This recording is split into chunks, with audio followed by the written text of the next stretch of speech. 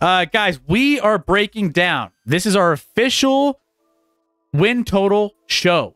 We always do this every single year, annually, before the NFL season. We break down what we think are going to happen with the win totals for each and every single team in the NFL. So we're going to go team by team and say 49ers, 10.5, over, under. And Scotty and I are going to choose Seahawks, over, under, so on and so forth. That's how this works.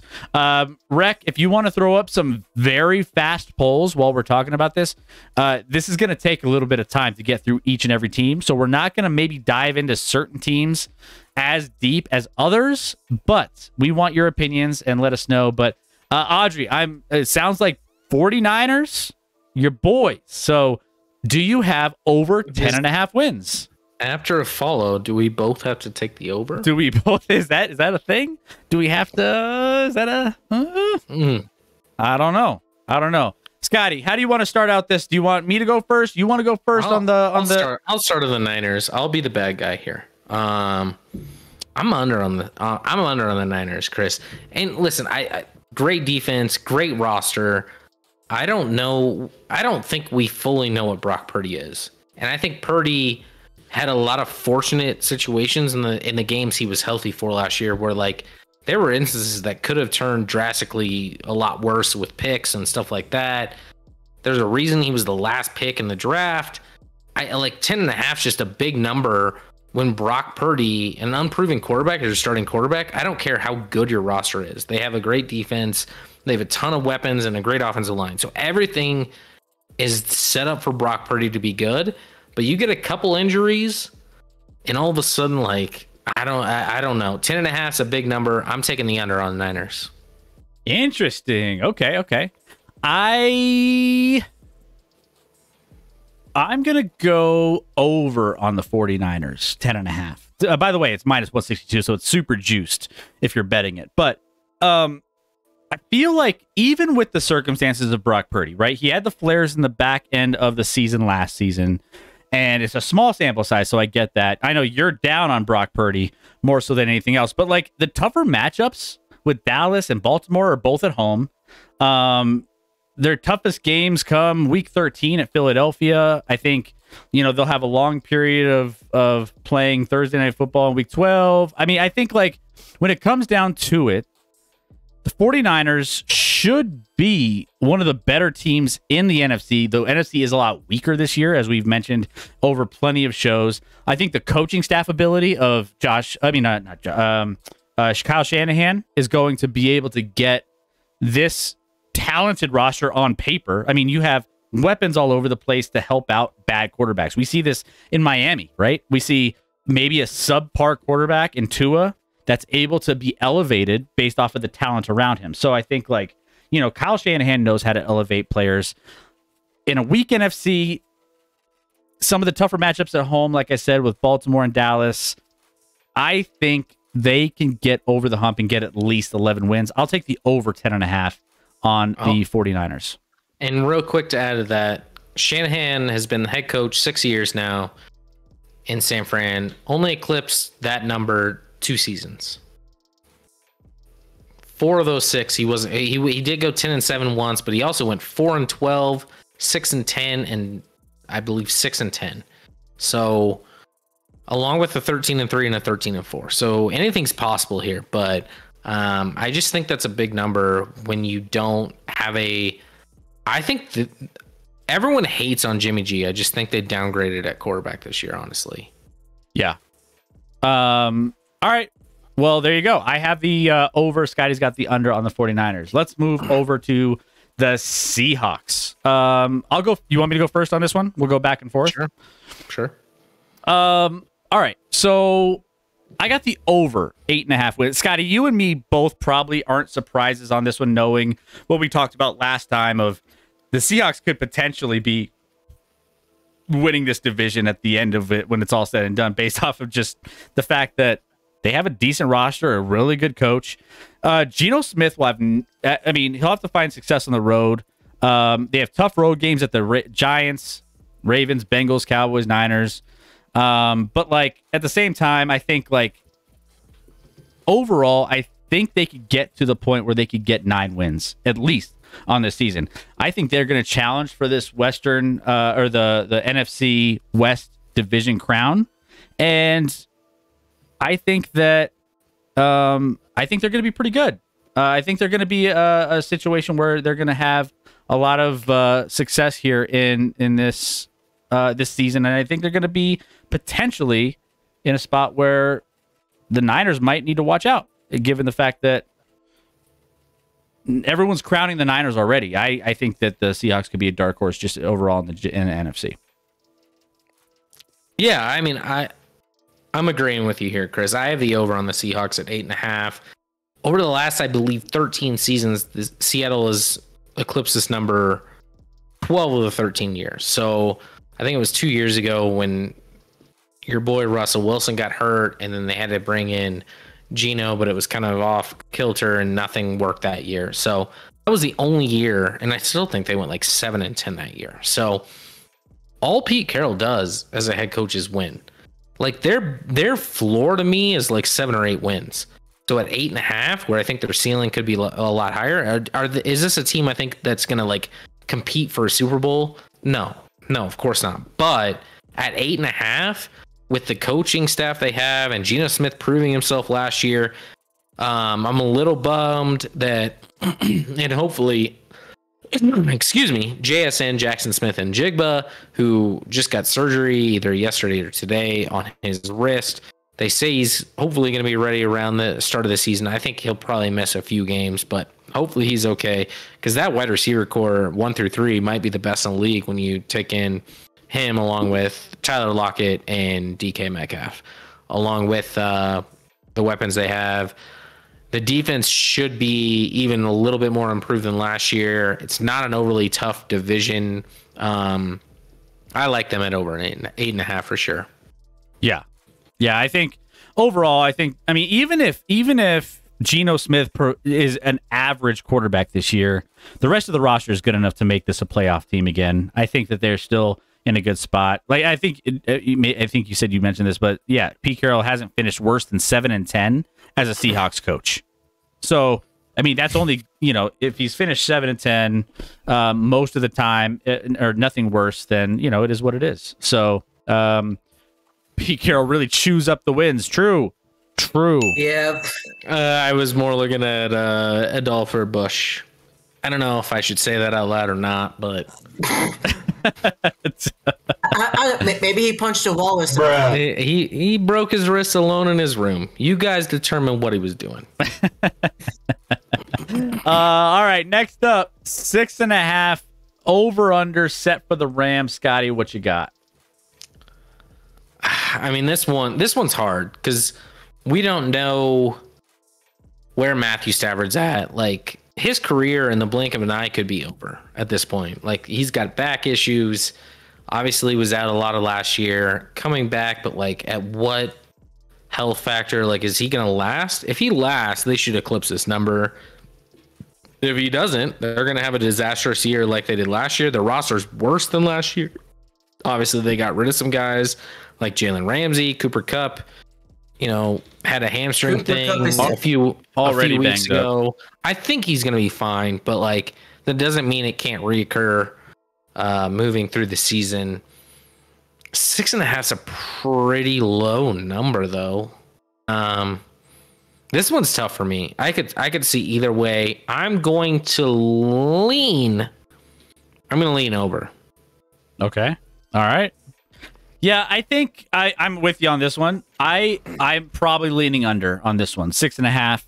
I think there's definitely like a scenario where Cooper Kupp and Stafford and Sean McVay figure things out, but like that's offensively. Defensively, I still think they have some issues, and I think there's a tall order to say that, these guys are going to come out and ball out and be a competitive football team. I think it's more likely they struggle a little bit more defensively than anything else, and I think that, I mean, we were talking about their roster, a couple weeks ago when they first went in, like, or half of their dudes are like rookies or random dudes they had on their team, and like it's just not going to be a competitive roster top to bottom. And especially if you're already dealing with Cooper Kupp injuries, I could see them shutting him down if it's like already going downhill at the beginning of the season. Like, why rush him back?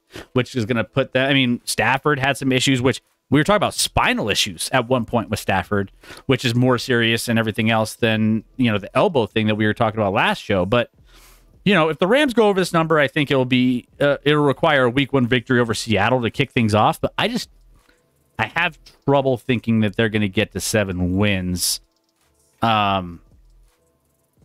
It's a taller. I'm leaning under. Okay. I was gonna say real quick. Look at the Rams depth chart for defense. Tell me every starter that you can name. I figure for most, if not all people, you can name Aaron Donald and nobody else. Yeah, it's tough. It's tough there.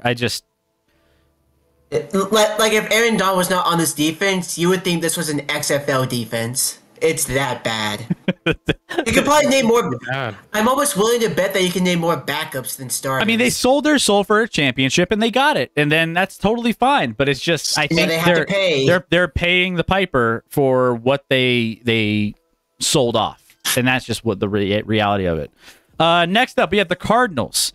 Over set at 4.5. Can I go under all the way here?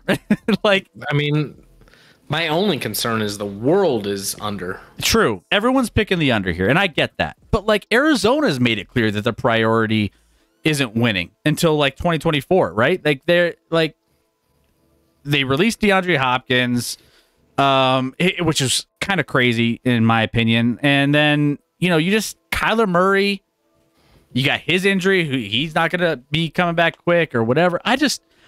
He's not the answer, even if he's healthy, probably.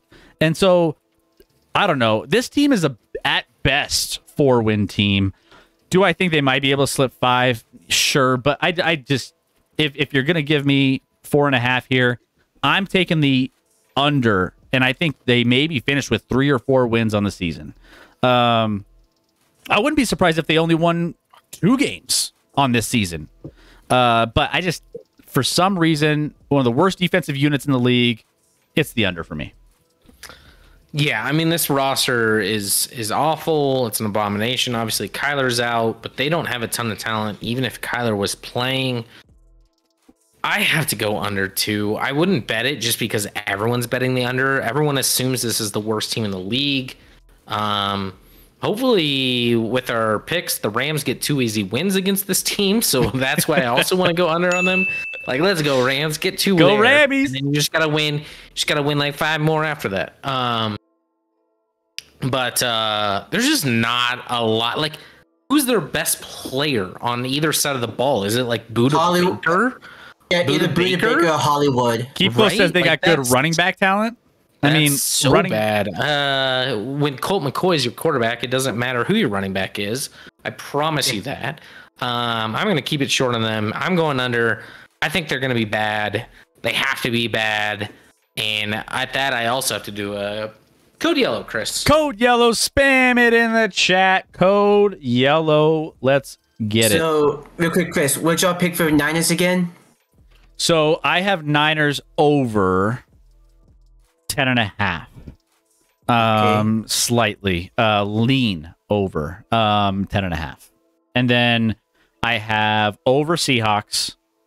Yep, under Rams. Under Cardinals. Yeah. So what's Sky's for Niners? Just for the Niners. Scotty's Niners was under 10.5. All right.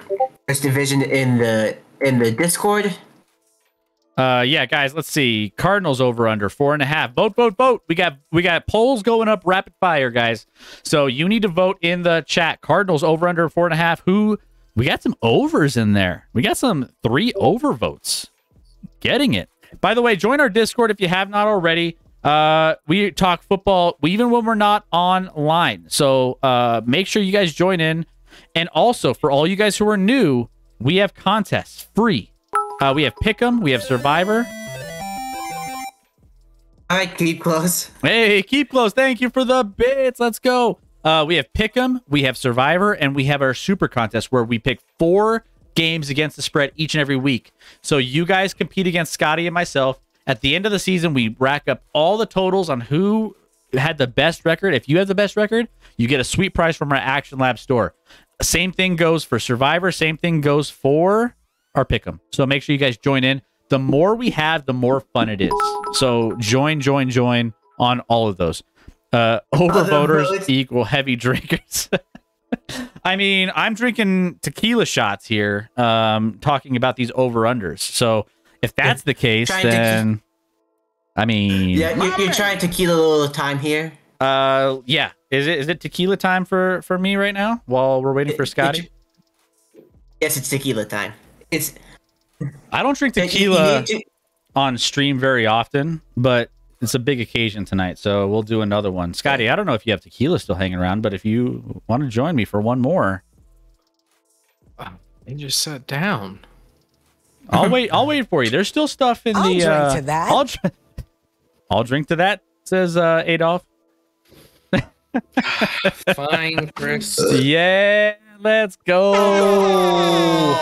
By the way, the drinking doesn't change the fact that we are going to be dead accurate on all these overs and unders win totals for the season. Peer pressure, see? Peer pressure. We gotta get Sky to do a drinking songs. It's true. My man. Yeah, we do. All right, so next up, ooh, we got a spicy, not really, division here in the NFC South. NFC South Division's gonna be bad. This division. Can we pick under in every single one of these? Is that thing? Yes. Yes, you can.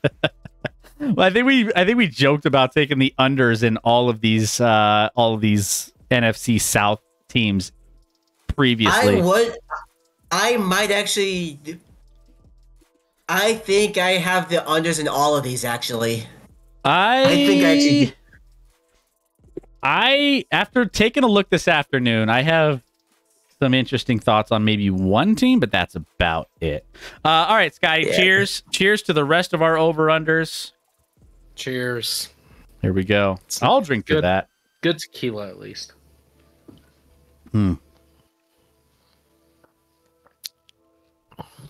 There we go.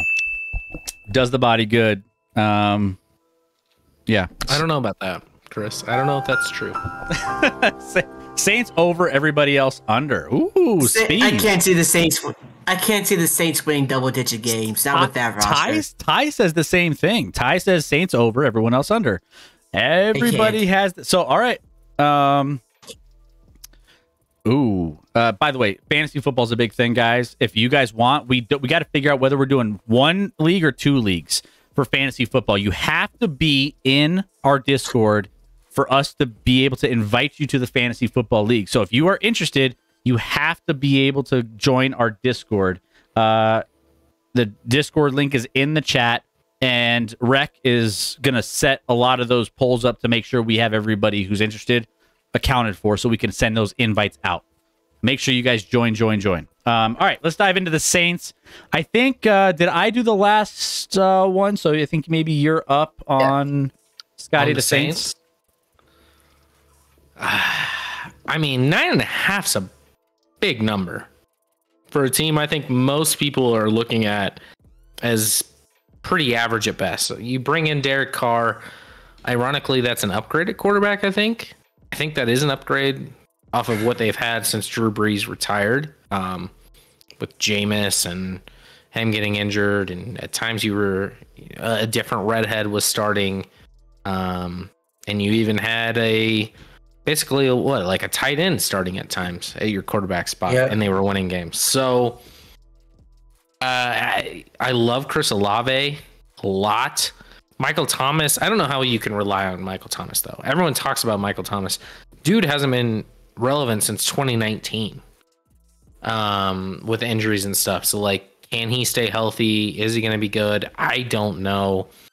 Obviously, they lose Kamara for a few games at the start of the year. 9.5 is a big number. I have to go under. That seems like such the easy pick and like what everyone's gonna pick, and I hate that. I usually like to go against the grain, but they feel like a 9-8 team to me. Maybe an 8-9 team, somewhere in there. Scotty, I'm with you. I'm with you here. I like the under on this one.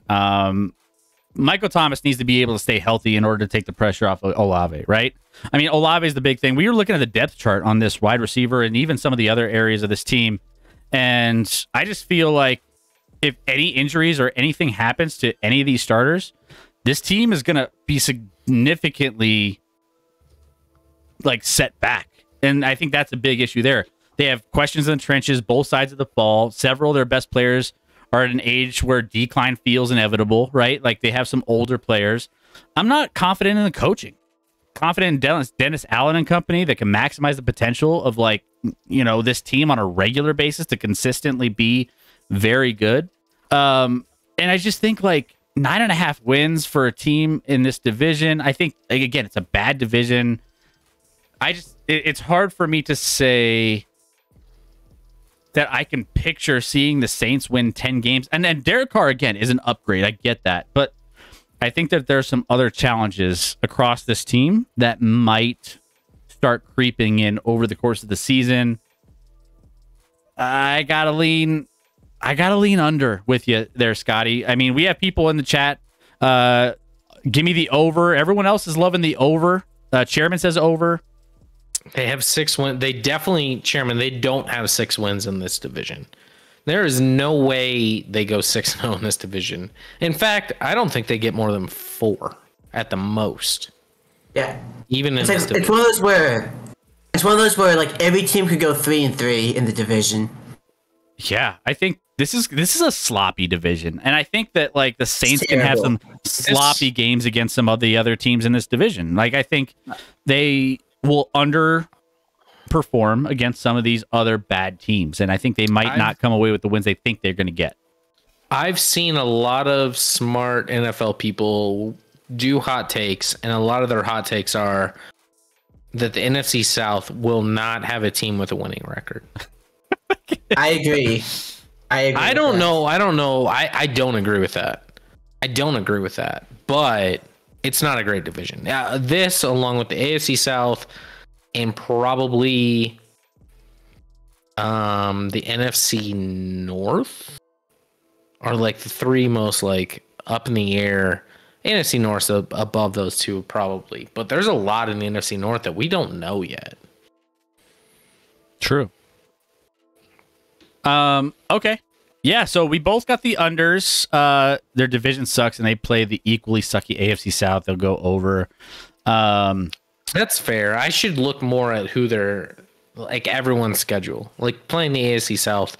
Of course, the AFC South plays the NFC South. Yeah, no one will know those games exist unless you live in those cities, because they won't. Like the NFL won't even cover them. They'll just be like, I don't know, teams played. And the Falcons will be kings. Speaking of the Falcons, let's talk about the Falcons. So Falcons set over under 8.5. I'm going. This is the only over I think I'm going to probably take in this division. And it's hard to project, right? It's hard to project the Falcons with a 3rd-round quarterback in just 4 starts on the resume to come out of this division with 9 wins plus. But I feel like Desmond Ridder got better as he played. He didn't get the opportunity to throw to Kyle Pitts. He relied solely on Drake London, who London had a nice, decent season. Falcons brought a lot of reinforcements on the defensive side of the ball as well. I just overall think that this team could surprise some people. This team was surprising some people last season with competing in a lot of games. Their toughest road matchups, the Lions, the Jags, and the Jets, come against teams I think like might be a little... maybe have a slightly overrated Jags, Lions, Jets, and a lot of people are hyped on those teams. Maybe overly hyped. We'll see. I don't know. We're going to get into those teams and those divisions a little bit later. But if Ridder isn't terrible, this could be a double-digit win team at the best, at the top peak. Do I think they get there? Probably not. But do I think they get maybe to 9 wins? I'll take that. I'll go over on the Falcons. I'm with you, Chris. We've talked about the Falcons, I think we both knew the Falcons are, to me, a team that's on the up and up. Listen, I know Desmond Ritter's unproven, but I think Desmond Ritter is going to be an upgrade over Mariota last year. True. And all the Falcons did last year is play close games. 13 of their 17 games were decided by a score or less over the course of the season. They went 7-10 last year. You add Bijan Robinson. You have obviously Kyle Pitts. You have Drake London. Like, there's a ton of weapons at your disposal, along with, Tyler Algier was a great running back last year. Like, you can play them off each other. You know, Bijan can, get some carries along with being the pass catching back. But in close situations, this team should be better with Drake London in his second year, coming off his rookie season. Desmond Ridder is to me clearly an upgrade. Like, I think the Falcons on paper should win this division. Honestly, I think they're the best team in this division. I expect them to win this division, which means it probably won't happen, Chris. But I'm taking the over with you on the Falcons. Spees and not to mention, I didn't even mention on their defense. Calais Campbell they added, which is, I don't know what he can provide at this point. But they added Jesse Bates on that back end to go along with who's the corner that I like a lot? AJ Terrell. AJ Terrell, yeah. I mean, you shore up that secondary a little. Jeff Kuda. You have Bud Dupree that they have there, who isn't great, but yeah, but if he's healthy, he's solid. You still have Gritty Jarrett. You got Gritty Jarrett in the interior, who's, when he's at his best, one of the best interior rushers in the league and defensive players in the league. So they have guys on both sides of the ball. I like the over on the Falcons. I like the Falcons. Yeah, Speeds, that O-line and run game is phenomenal, but their bottom third defense and London Pitts both underachieved. London and Pitts both underachieved because they didn't have someone to throw them the ball. Yeah, I mean, we talked about this in the accuracy of London played well early on and was getting touchdowns, but Mariota just can't. Mariota doesn't have it. Well, we were talking about this. Ritter's way better of a thrower than Marcus Mariota. Yeah, we were talking about this a little bit before on the streams, that we were like, there was a percentage of catchable passes that were thrown out there, and some of these wide receivers on this team, especially with this Atlanta team, there was a high percentage of non-catchable passes that were a big factor of Mariota and what he couldn't complete. So if you have a really competent quarterback, well, I wouldn't say really competent because we haven't seen enough of him, but I would say if Ridder can be competent as a quarterback and be able to hit some of these guys, especially with Ridder and London and everybody else, we have Bijan. We got all these. There's a lot of options here that I think could Bijan catching out of the backfield or catching downfield could be dynamic. Like, there's a lot to be excited about here if you're Atlanta Falcons fan. When it comes to win over under total, I would say, yeah, I think the over feels a little bit better. All right, so let's get into the Panthers. Carolina Panthers over under set at 7.5, Scotty. I'll bet $1 million right now on the under if you take it, Chris. Okay. This under is happening. No offense to their new QB and Bryce Young, the number 1 overall pick, but he's looked like dog shit in preseason. He's gonna take some time, I think. He's not like this just freak of nature as a number 1 pick. That's gonna take it over the top. You look at like weapons he has to throw to, and you're like, cool. Like DJ Chark and Jonathan Mingo and Adam Thielen in his 37th year. There's no one to throw to. The weapons are bad. You have a rookie quarterback. That offense is going to be dog shit. The defense should actually keep him in games more than the offense will. I like Brian Burns, obviously. Lots to like about JC Horn. And in the few years he's played at the safety spot, no, he's the corner that's not stayed healthy. I meant Jeremy Chin, actually, who's been at the safety spot, and I like him. They weirdly signed Justin Houston, and I actually like Justin Houston, but like, if you're Justin Houston, why are you signing with Carolina? That was weird. This team's going to be bad. They're not going to win. They're not going to win more than 7 games. There's no chance. This offense will not score. This offense will be a dumpster fire this year. Miles Sanders at running back, cool. Like, Philly didn't trust him to carry the ball that much, so I don't think that's a needle mover. The offensive line is below average, probably. Hayden Hurst at tight end. Like, there's not a lot to love about this Panthers team at 7.5. That's a weird number. Yeah, 7.5 is a weird number. I'm going under as well. I just think that Bryce Young has a bright future. Yes, that's true. He could struggle as he develops under Frank Reich, right? I think that that's part of it. And I think the lack of receiving talent at his disposal continues to be a part of that aspect of it. The offensive line doesn't stay healthy. If they don't stay healthy at all, it's going to be a disaster. Top to bottom, I mean, I just think that there's a lot of challenges here for the Carolina Panthers to be able to get to 8 wins. And I mean, they do have some areas where I think they can maybe find some successes during the season. Maybe at their absolute best, maybe find a ceiling of 8 wins, maybe 9. I don't even think 9. I think 8 is probably their best, but I just don't think they get there. I think it's just too hard.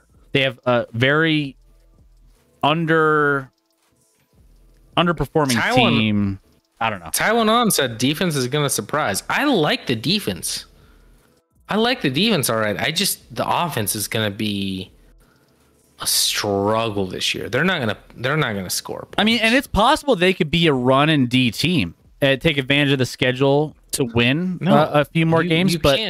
You can't have a running or a rookie quarterback and be a run and D team. Like, it doesn't work.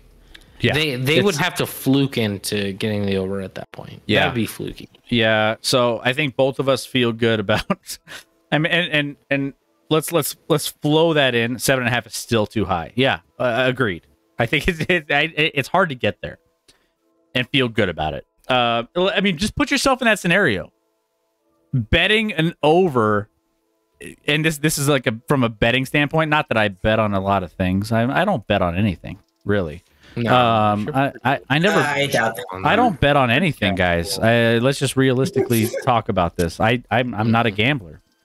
But if I were to be a gambler, I would be like, yeah, probably still not a thing. Yeah. So let's move on to the Buccaneers. Buccaneers over under total set to 6.5 here.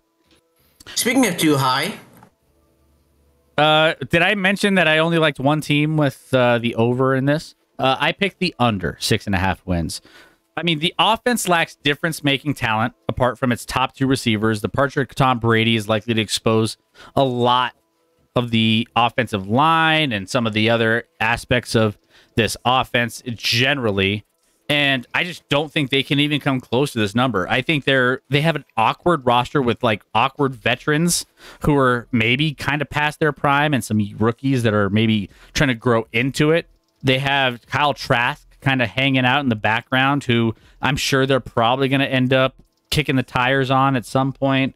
But they have to face the Bills, the Eagles, the 49ers, as a price of winning the division last year, right? Like, so that's not helpful. Wait, what? Do they have to? The Bucs? Did they win the division last year? Yeah, right. Yeah, they won at 8-9. No, that's right. So, like, that doesn't help them. Their defense has solid pieces, but it's not expected to be anywhere near top tier unit. I just, for this argument of trying to figure out how they can get to over 6.5 wins, I can't see it.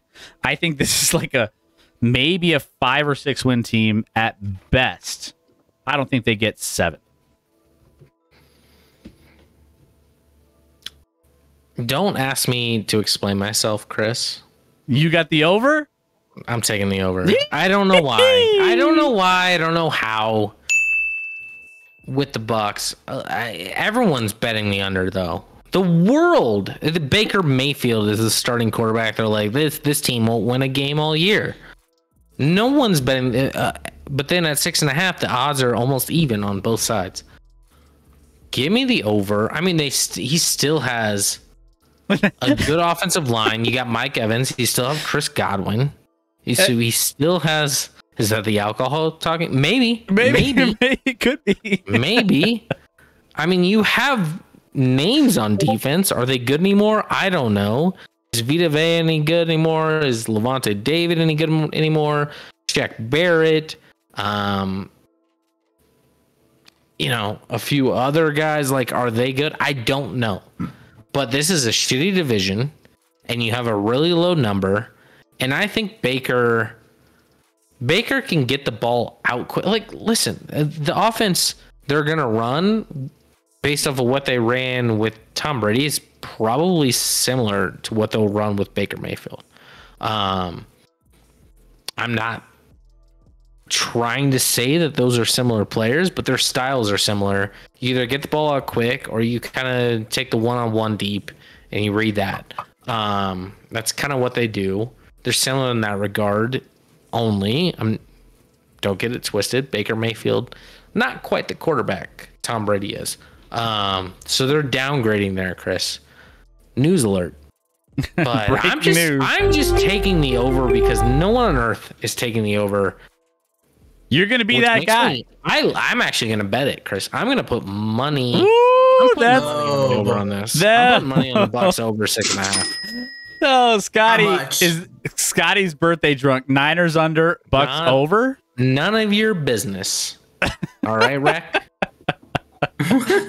Damn. STG's like, damn, Scotty A. Smith. Let's go. Spicy. I'm gonna bet it. I think they hit 7 wins. Hey. I do. Hey. As a chairman said he was going to vote over 2. I mean, I just went to vote over, but the poll is something else. What's the poll looking at? What are we looking at? It's a channel point prediction. Look at this dude picking the Bucks over. Scotty needs a fresh beer. I did just finish. This is gonna be your favorite did bet. Scotty just say Tom Brady was good? He was good. He was good. Not last year. Bruh. No, he wasn't good last year. Scotty, Everyone bet on the Bucks and thank me later. All right. I usually tell people not to take our advice, but I'm high on the Bucks. Scotty, roll. Keep Close is on. He's like, I'm putting $100 down right now. Let's go. $100 on the under, right? On which side? As much as I'm giving Scotty shit, I don't hate the take on the Bucks. Yeah, like they still have a lot of guys that have won a lot of games, and they're not super old. Those guys are still decently in their prime, and like Mike Evans and Chris Godwin and Baker. I think Baker's gonna be fine. Like, is he gonna be great? Is he gonna be top half of the league? Of course not. But if he's around like top 20, they're winning a lot of games in this shitty division. On the over, 9-win team, says Keep Close. I wouldn't go that far, but you know, maybe 12. I'll take the under. I'll take the under at 8.5. All right, well, let's dive into it. NFC North, ladies and gentlemen. We have the Lions, Vikings, Packers, Bears. Lions at the top of this with 9.5. Let's start there, Scotty. I think I started out with the Bucks, so you are up on the Lions.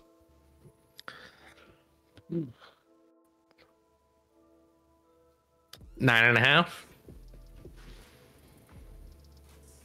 Very conflicted. Don't worry, I'm so conflicted. I told Chris, I'm like, I'm doing gut tonight. We I'm have doing all Spees gut. ready to talk about the Chicago Bears at the bottom of this one. So we're getting there. All right, I'm taking under, Chris. Woo! Spice. And you just ruined chairman. I'm taking. And that under. chairman's gonna unfollow. I like to go against the grain. Yeah, I know you do. Everyone's on the Lions. Yeah. The offense was great last year and should be really good this year. Obviously, they don't have their number 2 wide receiver. They're not having Hawkinson at all. Not that they had him for a long portion of last year, and they were fine without him. But the offense was really good with the equivalency of it's Jared Goff, it's Amon-Ra St. Brown. It's their offensive line's really good. Their defense, though, Chris, it was rough. Sucks balls. They suck. They suck. Outside of Aiden Hutchinson, name a defensive player on the. You're not that guy, pal. Trust me. You're not that guy. Yeah, it's there was some issues on the defensive side of the football last year. They're not great on that side of the ball. So at 9.5, I think it's they could get to 10. I don't see them getting to even 11. I think their upside is 10. They'll win a lot of games with their offense, but they might lose games, and I don't know. I just the moment there's hype in the Lions, I like to fade the Lions. And they're losing week 1, Chris. So they probably will lose. So that takes a hit on their over under for sure. That's part of the whole reason wins in total is a part of this whole prediction thing. So they play the Chiefs week 1. All right. So you got the under. Yep. I'm betting the over. Chris, this is fascinating because in general, last year we agreed on a lot. We're not agreeing a lot this year. No, we're kind of going against the grain on each other here a little bit, which I like. I like it. Go ahead. The Lions finished 8-2 last season, and I feel like they had a nice little rhythm. Detroit was able to retain their offensive coordinator, Ben Johnson, which I think was a big piece of the aspect of what they were able to do offensively and how they were able to have success to even make Jared Goff relevant, right? They have one cold weather game on the schedule, December 10th at Chicago.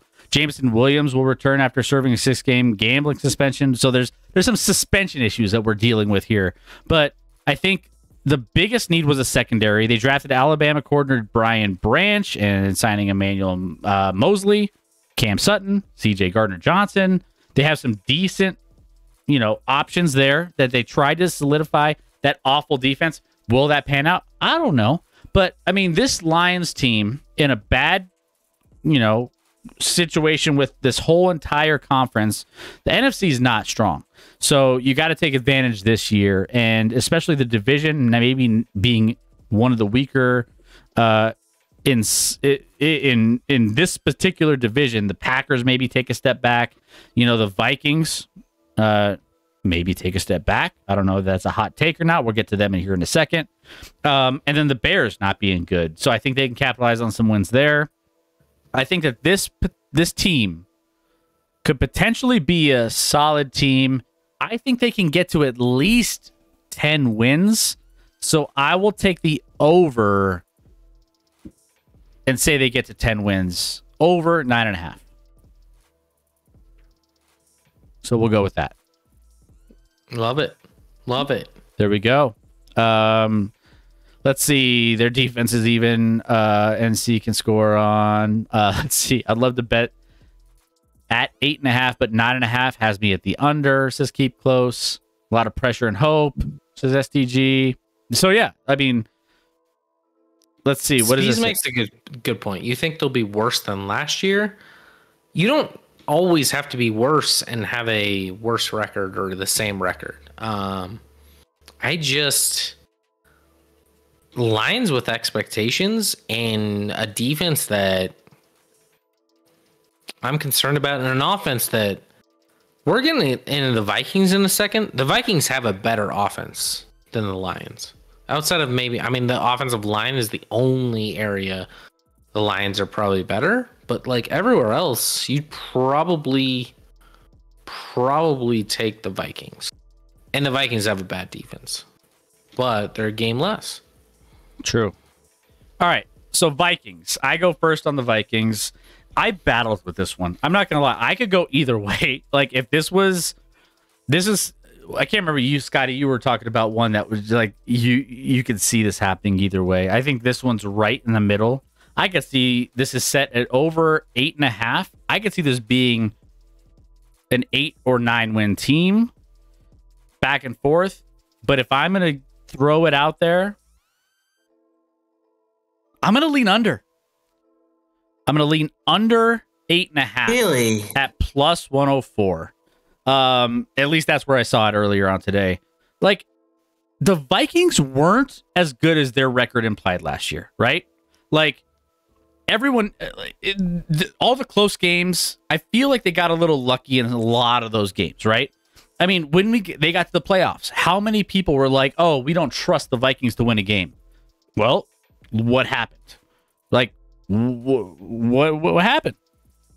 Did they have some success in the playoffs? No, they didn't.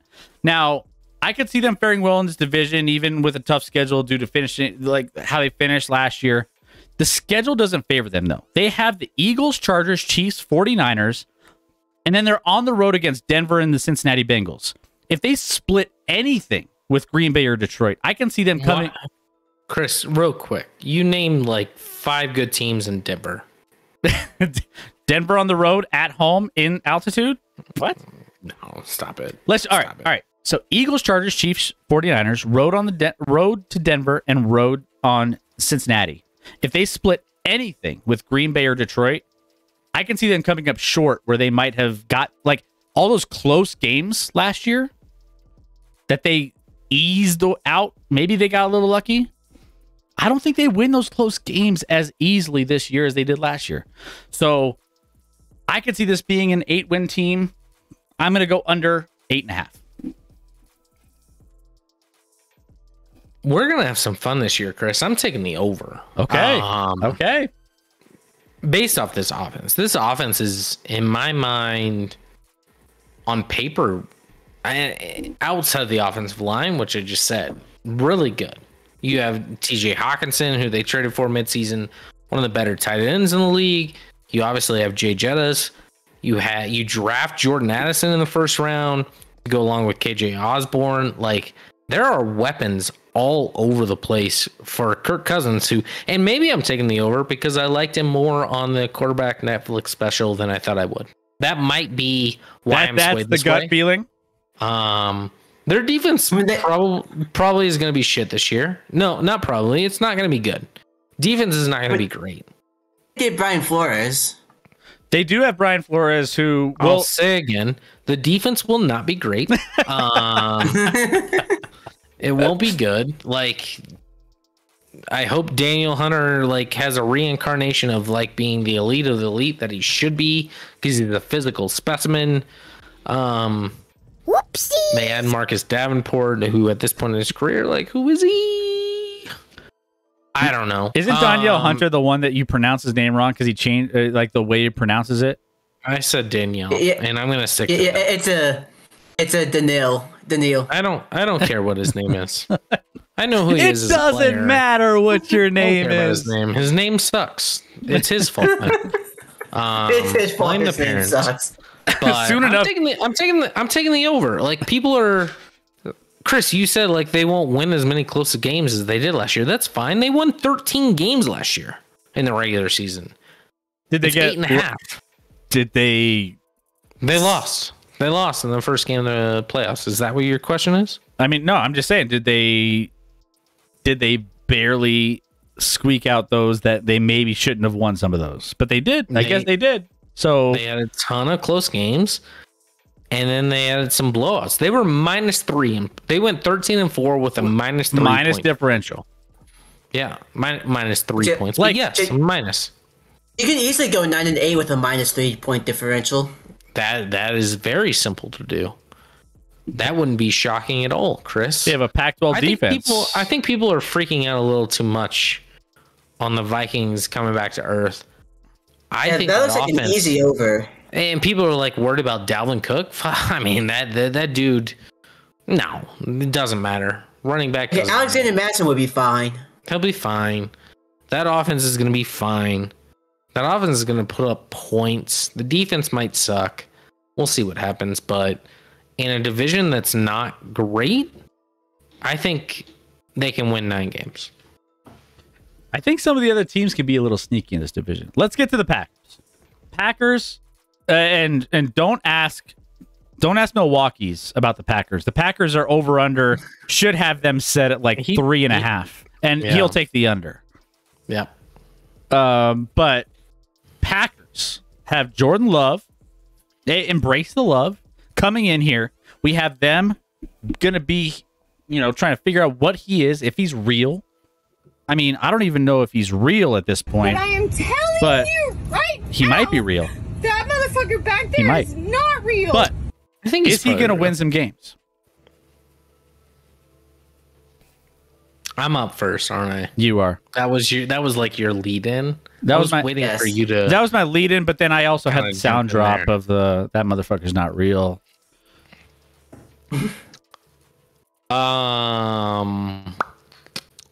Over under 7.5 wins. I'm taking the over. Okay. I'm taking the over. The Packers are gonna. I think their defense is gonna play better. I think losing Aaron Rodgers is gonna contribute to a lot of guys playing a little bit harder than they did last year. Love their tight end they drafted, Chris. You know that. Christian Watson, Romeo Doubs. You still have some weapons. A pretty good offensive line. Jordan Love's gonna be fine. He's not gonna be great, but he's gonna be fine. People shit on him. Give me the over. Give me the over on the Packers at 7.5. I think they're gonna be in the mix. They'll either make the last 1 or 2 spots of the playoffs or be there till the end of the season. Like, they're gonna be right in that mix. They have a talented team. And Jordan Love, let's not freak out over. He was a first round pick. Is he going to be great? Is he going to wreck the league? No. But can he be like a game manager and play well with a good defense that they have? Probably they have the best defense in this division by far. Yeah, I think so. Packers are lost without Hackett. Love you, Cuban. I love you. We're gonna agree on this one, Scotty. You and me, we're back on track here. I have the over on 7.5. As I know Spees has the under. A couple other people were saying under. We do know the Packers have a great offensive line and running back tandem, right? They're very good defensive front. Secondary that should bounce back after a down year. So I think that's an aspect that you should keep an eye on. Throw an easy schedule on the whole thing, right? I don't see the Packers losing a ton of games as much as I feel like they will. I mean, they were 8-9 last season. They have potential for more unproven parts. We will see what Love has, but I think that there's enough there with a decent coach to at least get 8 wins. I think they can get 8. So I have the over for the Packers in this one. So we agree on this one, Scotty. Yeah. And now we have Speed's favorite team. We're both on the over here. Let's move on. Obviously. I mean, the what's the over? What kind of value are we getting on the over at this one? Can I take a look real quick on the Chicago Bears? The over is crazy. The over is wait. Over is -122. Is that real? Yeah. What's the under? That's not right? real. Ow! No way. That motherfucker back what's the there under? is not real. Minus 118. Plus 100. So that means Fuck all the way off with this number. Justin Fields passed for 149 yards per game. My 68-year-old mother could have done that and she wouldn't have fumbled 17 times and thrown 11 picks. And don't get me started on that shitty-ass defense. Pound the under. My man. My man. Oh, Hey. man. No one has ever been saltier. No, that's. But I love it. I love it. No one has been salty since Joel Embiid won the MVP. Like that's the saltiest we've had in the chat. Remember that. Greatest TTS I've ever heard. Yeah, I mean that's And great. someone that's like not like even like a fan of a team in the division, just so mad So angry. at the love Bears it. number. I love it. I do Spees, too. let me help you out here. Is it me? Is it my turn? Yeah. Yes. Yeah. I like the under. Under 7.5. I'll take the plus. Like the crazy thing is you're getting, even money here on the plus 100 on 7.5 wins with the Bears going under. Like, I mean, I just don't think that this team can get there.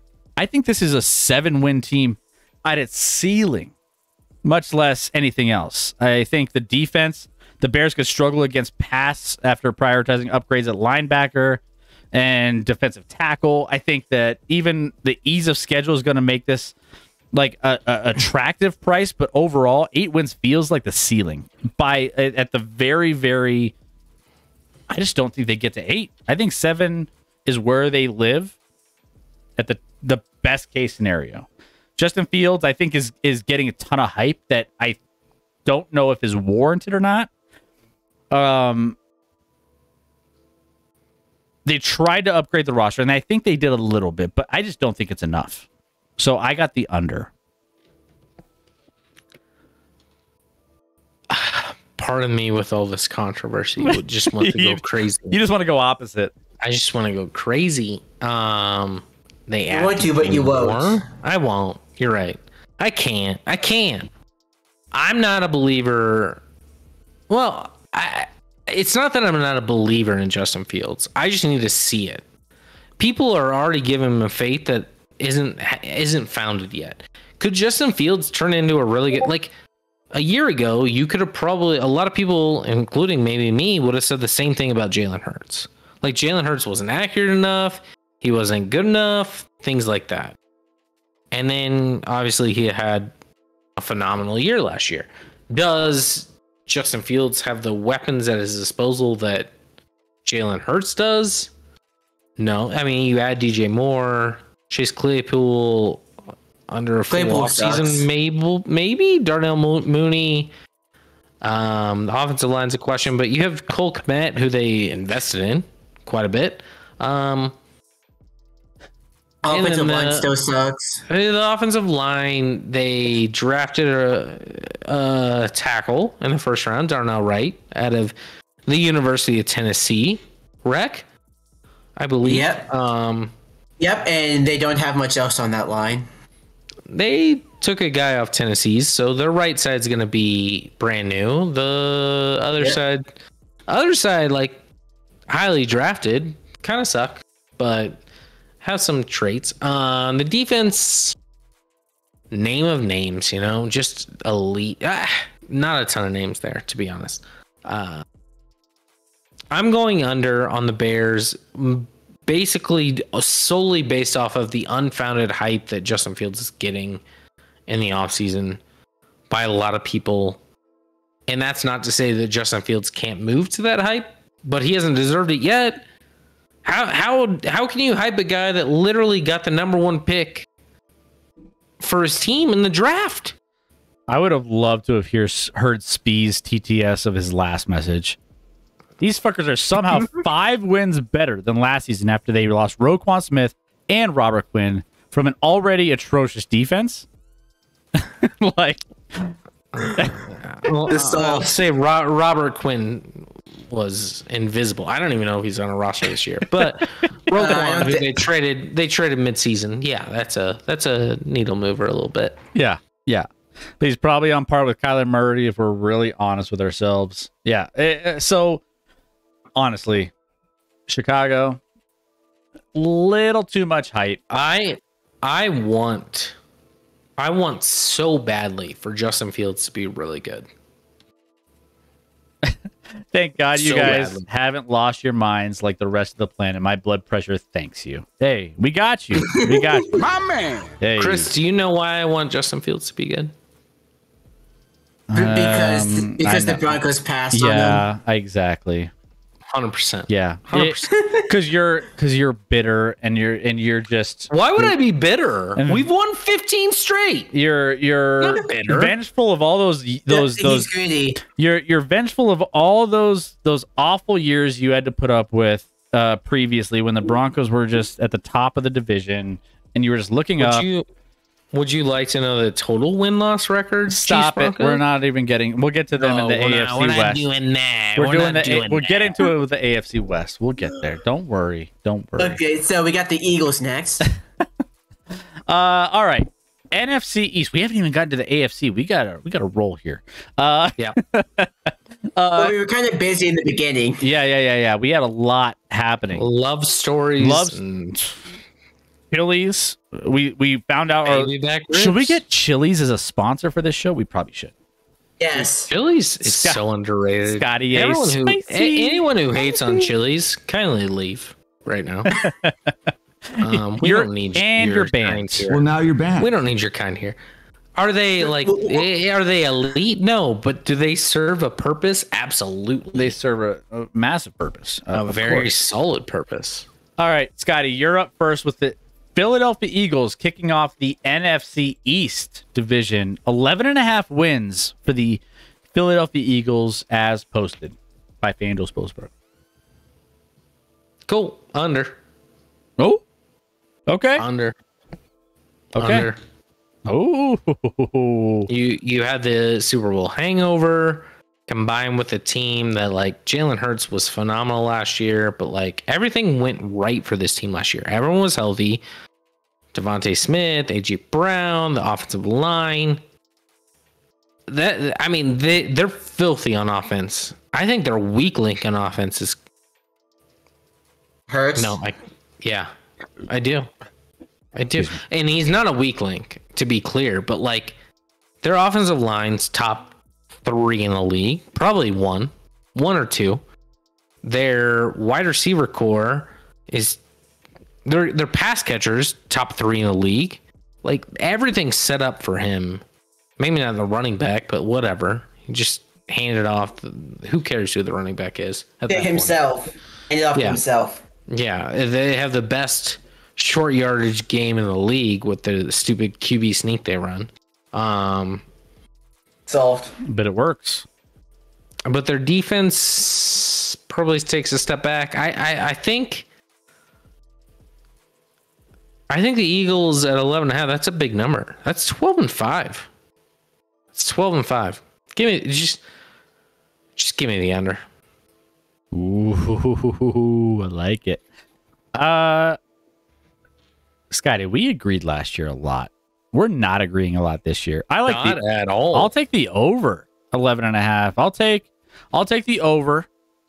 I think the over is actually plus money. It's plus 104 in Vegas, right? So, stupid bet. I mean, you're getting. I'm getting the value. Yeah, sure, but there's some juice added it. But the Eagles clearly. I mean, you got to say that they're one of the best teams in the NFC based off of the competition in the NFC. Probably the best team. Probably.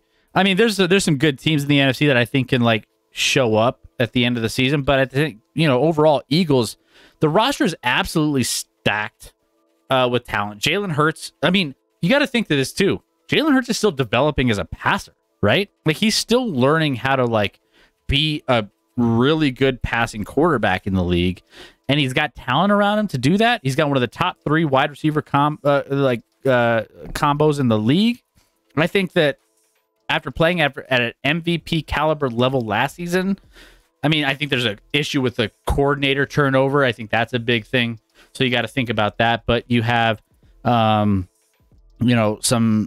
really good players that can still help a good quarterback be great in a system that I think can be at the top of a bad conference. So either way, I think that this kind of lends itself. If this is like 2 years ago, I feel like maybe this is a little bit high for what I'm expecting. But given the fact the NFC East is going to be one of the more competitive divisions, and I think they can still win a lot of those games within division, even though this is a very competitive division. I think the Giants are going to be a little bit better. I think the Cowboys could be potentially a little bit better, maybe a little worse. We'll get to them in a second.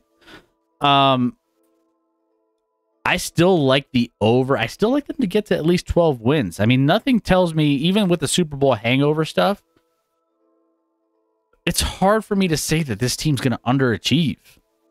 So I'm going to go over 11.5. Love it. That's a free one for me. Love it. Okay. We'll see. Spees was talking about the running back position with Montgomery, which they don't have. And he's like, oh, and then Rex like Penny, but he's like, oh, Swift. Their lead back throughout camp has been Kenneth Gainwell, who was there last year, but he was a backup last year. So they don't like DeAndre Swift through camp. They don't like Rashad Penny through camp. Kenneth Gainwell's been their guy. Lead back. So, I mean, of course they'd like a guy who gains well. Now you're back. The jokes write themselves. You can. That's not even. I mean, that's too easy. Just The mute jokes write yourself. themselves. Rec, I don't know if anyone can mute you except for yourself, but you can mute yourself. So go ahead and take a 5-minute timeout for that one. No, this isn't hockey. That was a major penalty right there. I didn't even fight anyone. That wasn't a minor. That was a major. Yeah, I'm not doing anything. A lot of people are firing you in the chat. So. Everyone's. Well, of course, it's not minor. I'm not doing anything with Wander Franco. Oh, here we go. We're getting in deep territory here. Come on, man. So was he? Okay, I'll stop. Oh my god! All right. We might disagree on every pick, almost, Chris. We might disagree on more than we agree on. We might. This might be a year. Maybe is it the tequila talking? I don't know. We'll see. All right. What do we got next? That over was the tequila, I think. No. I think your Bucks pick was tequila, more so than anything else. Could have been. So the Cowboys. Cowboys. Naga, what's up, Naga? Under the Eagles, injury bug will keep them out of the playoffs. Thank you, Naga. I mean, I don't know if out of the playoffs. Finally, someone with a brain here. They're making. You want to make a side bet on if they make the playoffs, Scotty? I'm just taking the under. Okay. Fair enough. All right. Wander Franco stays taking the under, bruh. Thanks, keep close. No comment. So does Julio Franco, says Cuban. Now we're getting ActionLab After Dark. All right. Well, let's go. All right. Now we got the Cowboys. Now, I know Scotty's going to take the over here because these are his second favorite boys. And this is one of the 2 or 3 teams that I've battled with because I've vouched for them to be on the over. I've on being good this season. I could also see reasons why they don't perform well. So this is a tough one for me. And from a betting standpoint, getting the value on the under plus 125, it's nice. You get a little bit there. But I like a lot of the talent on this team. But do they have enough to get there? To get to double-digit wins? I don't...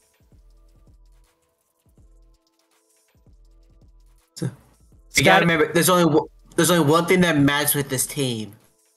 Super Cooper. I'm not even thinking about Super Cooper at this point. Cooper. Stop it. Super. Stop Cooper. I think I gotta lean the under. I think I gotta lean the under on this one. Mike McCarthy holds this team back. He's calling plays. He's taking over play calling duties. And they're prioritizing running the ball. I think that you got Tony Pollard, who hasn't. I mean, he's fine, but he hasn't proven he could hold up over the course of the whole workload. Can he do that with Zeke gone? Maybe. I don't know. We'll see. Who gone? With who gone? Zeke. Okay. I could see. I don't know. I could see their center. Is that who you're referring to? I could see this Cowboys offense being a mess. And I think that there's enough to be concerned about with the play calling and how they run games. And I mean, they do win a lot of games in the regular season. I get that. But at the same time, I think that this is going to eventually catch up with them. This is again, this is one of the toughest teams that I think I picked on this over-under to win total list. And I could see this being probably a 9 or 10 win team. So I think it's set right where it should be, which is why this is a lean, and I'm going to lean under. I'm sorry. I'm just hung up on the whole idea of the offense being a mess. The offense is going to be a mess. I think it's going to be a little bit of a struggle. Who's the quarterback? I think his name's Dak Prescott. And has he proven that he's the guy? In regular season? Absolutely. But has he proven against that bad teams? Don't care. We're talking about win totals. I don't care about what he does against good teams. He's got to get to 10-7 with an upgraded running back with Tony Pollard, and not to mention Deuce Vaughn seems like he's legit, although he's, a little person, but I don't know if you're allowed to say. How many of the little people have had long sustaining careers in the league, or even a season? Plenty. A season? Plenty. Yeah, Darren Sproles, maybe all of them. All of them can have a season. How long ago did they play in the league? I do like. When was Danny? I love Deuce Vaughn. When did Danny Woodhead play in the league last time? How long ago was that? What are you talking about? He had a long career, though. What are you talking about? This is Deuce Vaughn's rookie year. Is it a different league now? I'm confused on what you're trying to. Is it a passing league or is it a running league? It's passing league. Okay. So what are we talking about here? We're talking about little running backs in a passing league? I'm saying their running back position is upgraded from last year. That's all I'm saying, Chris. Okay. They add Brandon Cooks to the passing game, along with Michael Gallup, who came off an ACL midseason last year, so he'll be much more healthy. To go with CeeDee Lamb, healthy offensive line with a happy best guard in the game and Zach Martin, who just got a new contract. And then you move to so that offense that could be a mess is the worst analysis we've had on this stream in a long time. I mean, you did say the Buccaneers were going to take the over for no reason whatsoever. Yeah, well, and they'll hit the over, so I'll be right. We'll find out. The defense of the Cowboys, we know, was one of the best in football last year. You have a lot of the same guys coming back. You have Micah Parsons, who's a top 2 defender in the league. You still have DeMarcus Lawrence. You have you pick up Stephon Gilmore to add to that secondary. You re-sign Malik Hooker. You give a long-term deal to Trayvon Diggs. Everyone's happy and healthy and excited. This team, on paper, is neck and neck with the Eagles, Chris. Neck and neck. Neck and neck. You want to place a side bet on who has a better record at the end? No, I'm not giving you 2 free games, but the Cowboys are hitting the over. Don't worry about Chairman that. says, who's calling plays at the end of this season? It's Mike McCarthy. and that's fair. That's my biggest concern. Is what the play calling is. That's a huge concern. Huge concern. But I think he knows with Jerry Jones in charge, he can't just do dumb shit after dumb shit and get away with it. He'll get fired. Like if something isn't working after a few weeks, he'll change it up. He'll move to a different thing. They didn't just pick up Brandon Cooks for fun in the offseason. Like they added at positions that, help out the passing game. In theory, you have an offensive line that looks really good on paper. Everything on paper on the offense should be really good. I do think it's neck and neck with the Eagles. I'm not gonna make a bet on it. That'd be stupid unless you give me odds. But I think the Cowboys definitely go over 9.5. 9.5? 9.5? They won 12 games last year. 9.5? We'll find out. We'll see. Commanders. Next up. I think you got Giants. It's the Giants. Oh, I'm sorry. Giants, sorry. Go ahead. Oh, I'm on the Giants. Yes. Sorry, Giants. You taking the under? I am taking the under. The hype is, there's been more hype for the Giants almost in the offseason than the Cowboys. They pick up Darren Waller. Everyone's excited. They're going to have better weapons. You have Saquon Barkley back for a year.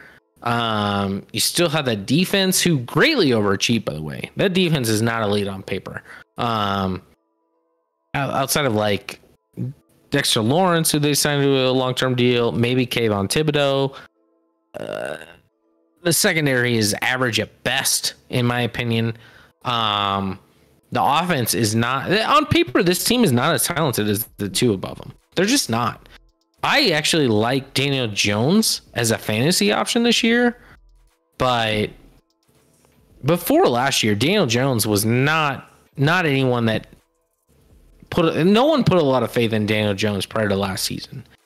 I know they had the new coach last year in Dable, and he progressed Daniel Jones. You add Darren Waller, you have, a lot of nice weapon, good offensive line, especially at the tackle spots. But you don't have weapons unless you believe in Jalen Hyatt, which I don't actually believe the hype in Jalen Hyatt this year, at least. Jalen Hyatt in college was a one-trick pony. I don't think they're just going to constantly throw deep balls that are successful to Jalen Hyatt in his first year. The wide receiver core might be the worst in the league. Outside, obviously, at tight end, you have Darren Waller, which is nice, but that wide receiver core is literally a rookie we don't know of. Like Isaiah Hodgins, Darius Slayton, Paris Campbell they picked up, but like Paris Campbell was a nothing burger in Indiana. So this offense, and Saquon was great the first half, kind of not that good the second half. I don't know if they can replicate what they did last year, especially with a defense that, like, I'm not sure this defense is that good. I think it's middle of the pack, but it needs to be better than middle of the pack with this offense. So I'm taking the under on 7.5 with the Giants. They're going to win 6 or 7 games this year. This is another tough one for me. Hold on. Give me a sec. We haven't gotten to the chat here in a second. So NFC Central defense, but the Giants spent so much on the roster. That always works out for New York teams. Satire. I beg your pardon, sir. My Texans clearly have the worst wide receiver core. Thank you very much. You're worse than Isaiah Hodgins, Darius Slayton, and Paris Campbell? I don't think so. I mean, they have a rookie that missed here, but it's a good thing he's back. And yeah, the Texans have they have a guy from Alabama that had cancer thing or whatever it was. Mechie. They got Mechie. Yeah. They got Tank Dell. Yeah, I already like that one more. Already. But just Mechie. This is a Tank Dell weighs about 8 pounds, so that's concerning. But well, so does Devontae. this is a weird division for me. I just don't know if I like love or hate a lot of these teams. Like the over/under set at 7.5. I feel like it's a weird number. Giants, I think, are right in this range. They made the playoffs with a 9-7-1 record that didn't match any of their underlying statistics. Daniel Jones is a quarterback that we're trying to figure out whether or not he's going to take a step up or not. Some people say, yeah, like he's making some progress, and Dable's going to get the best out of him, and kind of they have some ways to get some regardless of who their wide receiver core is. They have Saquon, they have some options. He can use his legs now. They're going to maximize that a little bit more. If Mike Kafka and Dable can work similar magic on the offense this year and step it up a little bit, that could be good. I do like that pairing. Which I think that's going to be a decent situation for Daniel Jones, which is why I'm like, they can get, like, I hate this number. I hate it because, like, I feel like I can see them eking out like 8 wins. And so I'll just lean the over with 8, I guess. I don't know. I don't know. I mean, I don't feel great about it. It's a low number based off of they made the playoffs, won a playoff game last year. And now they're at 7.5 with no like blatant roster change. Yeah, that's why I'm like, I mean, to be as maybe no one believed in them, just kind of like similar to what we were talking about, with the Vikings. No one believed in them in the playoffs, but they got in there with 9-7-1. They played a average at best Vikings team. True. And so it's like, and then they got annihilated in the next round. But they still made it that far. I don't know. STG, it's a trap number. That's what I feel like. It's a trap number. Which is why I was leaning 8 before we even had, like, when we were talking about this, I was like 8. I'll go over. I'll see if they hit the 8. All right, let's get to the last team here, the Commanders, over under 6.5 wins. I mean, let's be real. They're under. The Washington is due for a revamp. They don't even know what their team name is going to be going into the future. So let's just be they have other priorities of figuring out what's going on with this team. Do they have some young talent on this team? Do they have some interesting players? Sure. But do I think that they're going to be able to compete and win a ton of games? No. They're looking forward to the future. They got new ownership.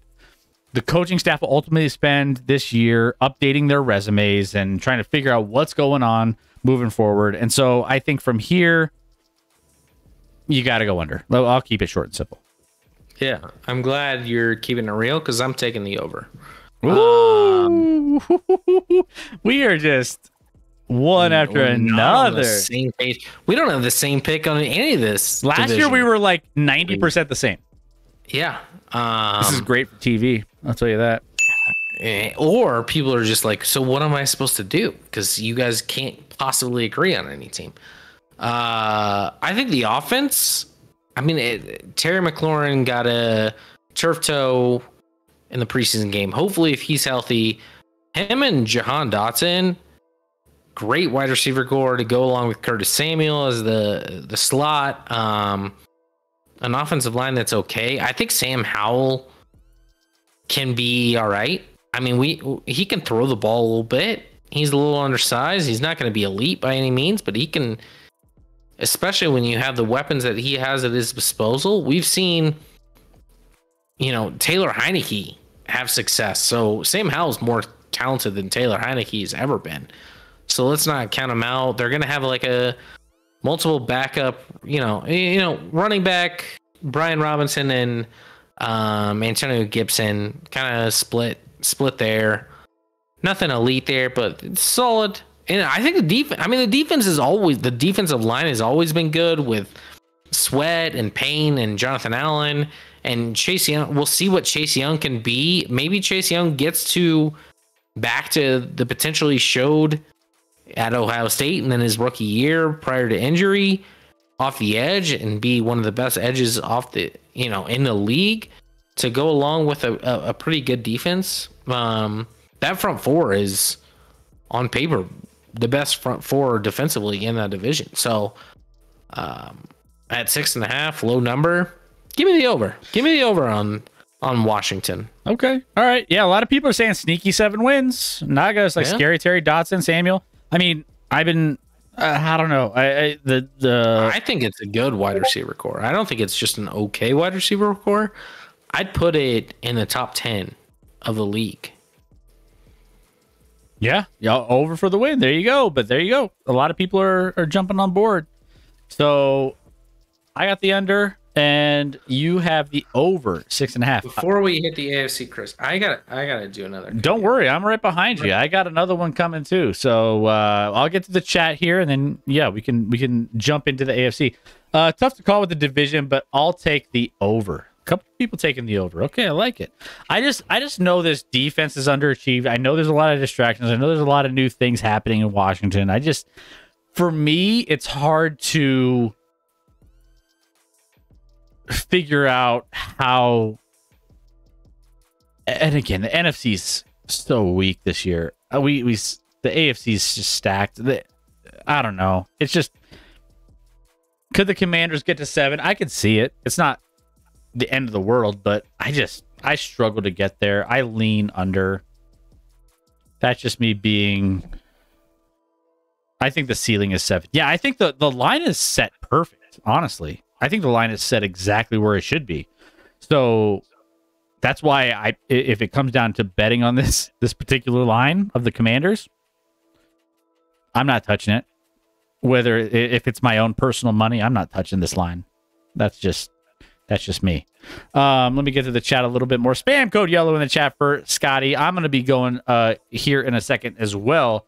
And you guys spam it for me too. So make sure you guys hit that. But that doesn't change the fact that we have our contest in the chat right now. The links are spamming. We have our super contest. Pick 4 teams every single week against the spread. It's free. It's fun. We could talk a lot about who we think is going to win. Scotty and I do this every single Wednesday during the NFL season, so make sure you join. Also, the Pick'em and the Survivor are also free to enter, and you can win. By the way, some of the if you're curious, like I keep saying, you can win some cool prizes from our store. !store in the chat gets you some of the cool things that we might throw in there. We don't spam this very often. We don't like to promote our stuff all the time. Because it's like, why? You guys are just having fun, enjoying us, talking sports. But if you like supporting the channel, so just wearing some cool gear, having a cool coffee cup, whatever it may be, go ahead, check it out. You might have some cool things that you might want to check out. And, I still need to pick myself up a coffee cup. They're sweet. My parents have one. It's great. I can't believe I don't have one. I got a quick over-under game for you. Real quick, Spees, have a great night. Good shit tonight. Final picks. Texans over. By the way, I have the Texans do I have the Texans over? I don't know. We'll find out. I don't know. Yeah. Shitty ass Bears. I'm out. Have a great night, Spees. Enjoy the rest of your evening. What's up, Evil? How we doing? Good to have you. So Spees, if you haven't, can we give one more shout out to Spees in the benchmark? Yeah, Spees. They have a great show. Silky and Spees always crush it. So go give them a follow. He's a great supporter of our channel. We love his channel. He's the channel we looked up to when we started up. So go give him some love. Evil, what do you think of the Vikings pursuing Lance? Interesting. It's interesting, but I don't know if it's like got a ton of legs. We'll see. But I'm going to take my code yellow. Scotty, you can maybe respond to that. What was the question? What do you think of the Vikings pursuing Lance? Obviously, I mean, you don't know fully long term if you're investing in good old Kirk Cousins. I think anyone that's taking Lance is just taking. I mean, they're not playing this year. Lance is not playing this year, I should say. You're taking upside on a low valued prospect at this point. Do I think he ever hits? Likely no, but I don't mind. I'm always the type of guy that's like, shoot your shot. Like the upside, if the upside's there and you think you can figure this player out and fix him, do it. The fact that he didn't surpass Sam Darnold in camp, and we've seen a lot more of Sam Darnold in the NFL than we have Trey Lance, is a little bit concerning, along with Brock Purdy, who I'm not sure that Sam Darnold won't end up being better than Brock Purdy, quite frankly. They have a big quarterback situation there. But when you don't have a good quarterback and then Trey Lance is your third string, that should make you pause a little bit. I know he was the number 3 overall pick. I know the Niners invested a ton in him, but already giving basically up on him at this point. I would actually prefer a team that's like set at quarterback to trade for him, not give a lot of compensation, and let him just like develop underneath, and like with a good offensive coaching staff specifically, that can help him learn. Will he ever get there? I don't know. Probably not. But if he does, he could win a lot of games in the NFL with that athletic ability and the running ability, and the arm strength is all there. All the traits are there. Just the read of when dropping back is terrible. And then, the accuracy isn't great on top of that. So those two combined, a lot of concern there. What else do we have? Kirk going into his final year. Yeah. The Vikings have an interesting year coming up. Do you re-sign Kirk? I think you do.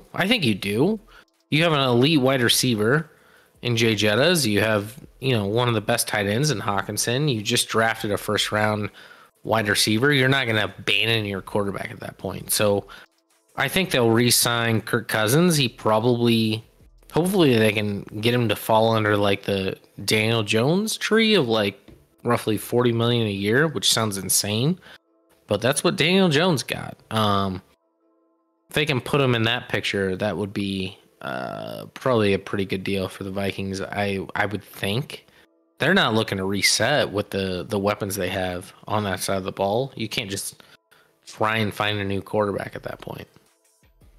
Kirk's pretty good. Kirk's borderline top 10, right? Borderline top 10. Maybe. Here's a quick question. Over under 5.5 times y'all have agreed on these predictions so far. Well, we didn't agree in that division at all. So no, yeah. We haven't, like, this is crazy. This year is unprecedented with how many we're disagreeing on.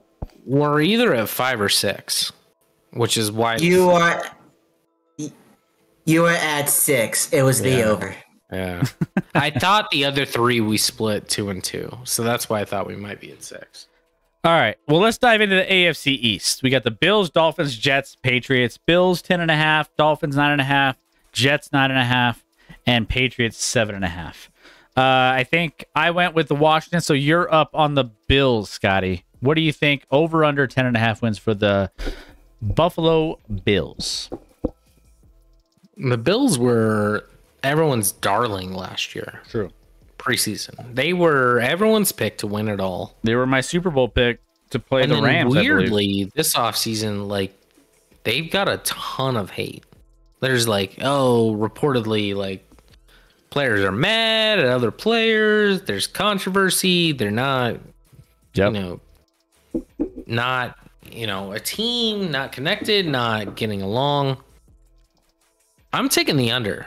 I mean, 10.5 with a team that even when they were seen connected, has shown times in the regular season where they just don't play up to performance. They don't, especially offensively, they can be elite at times, and then all of a sudden you have games where it's just like 0.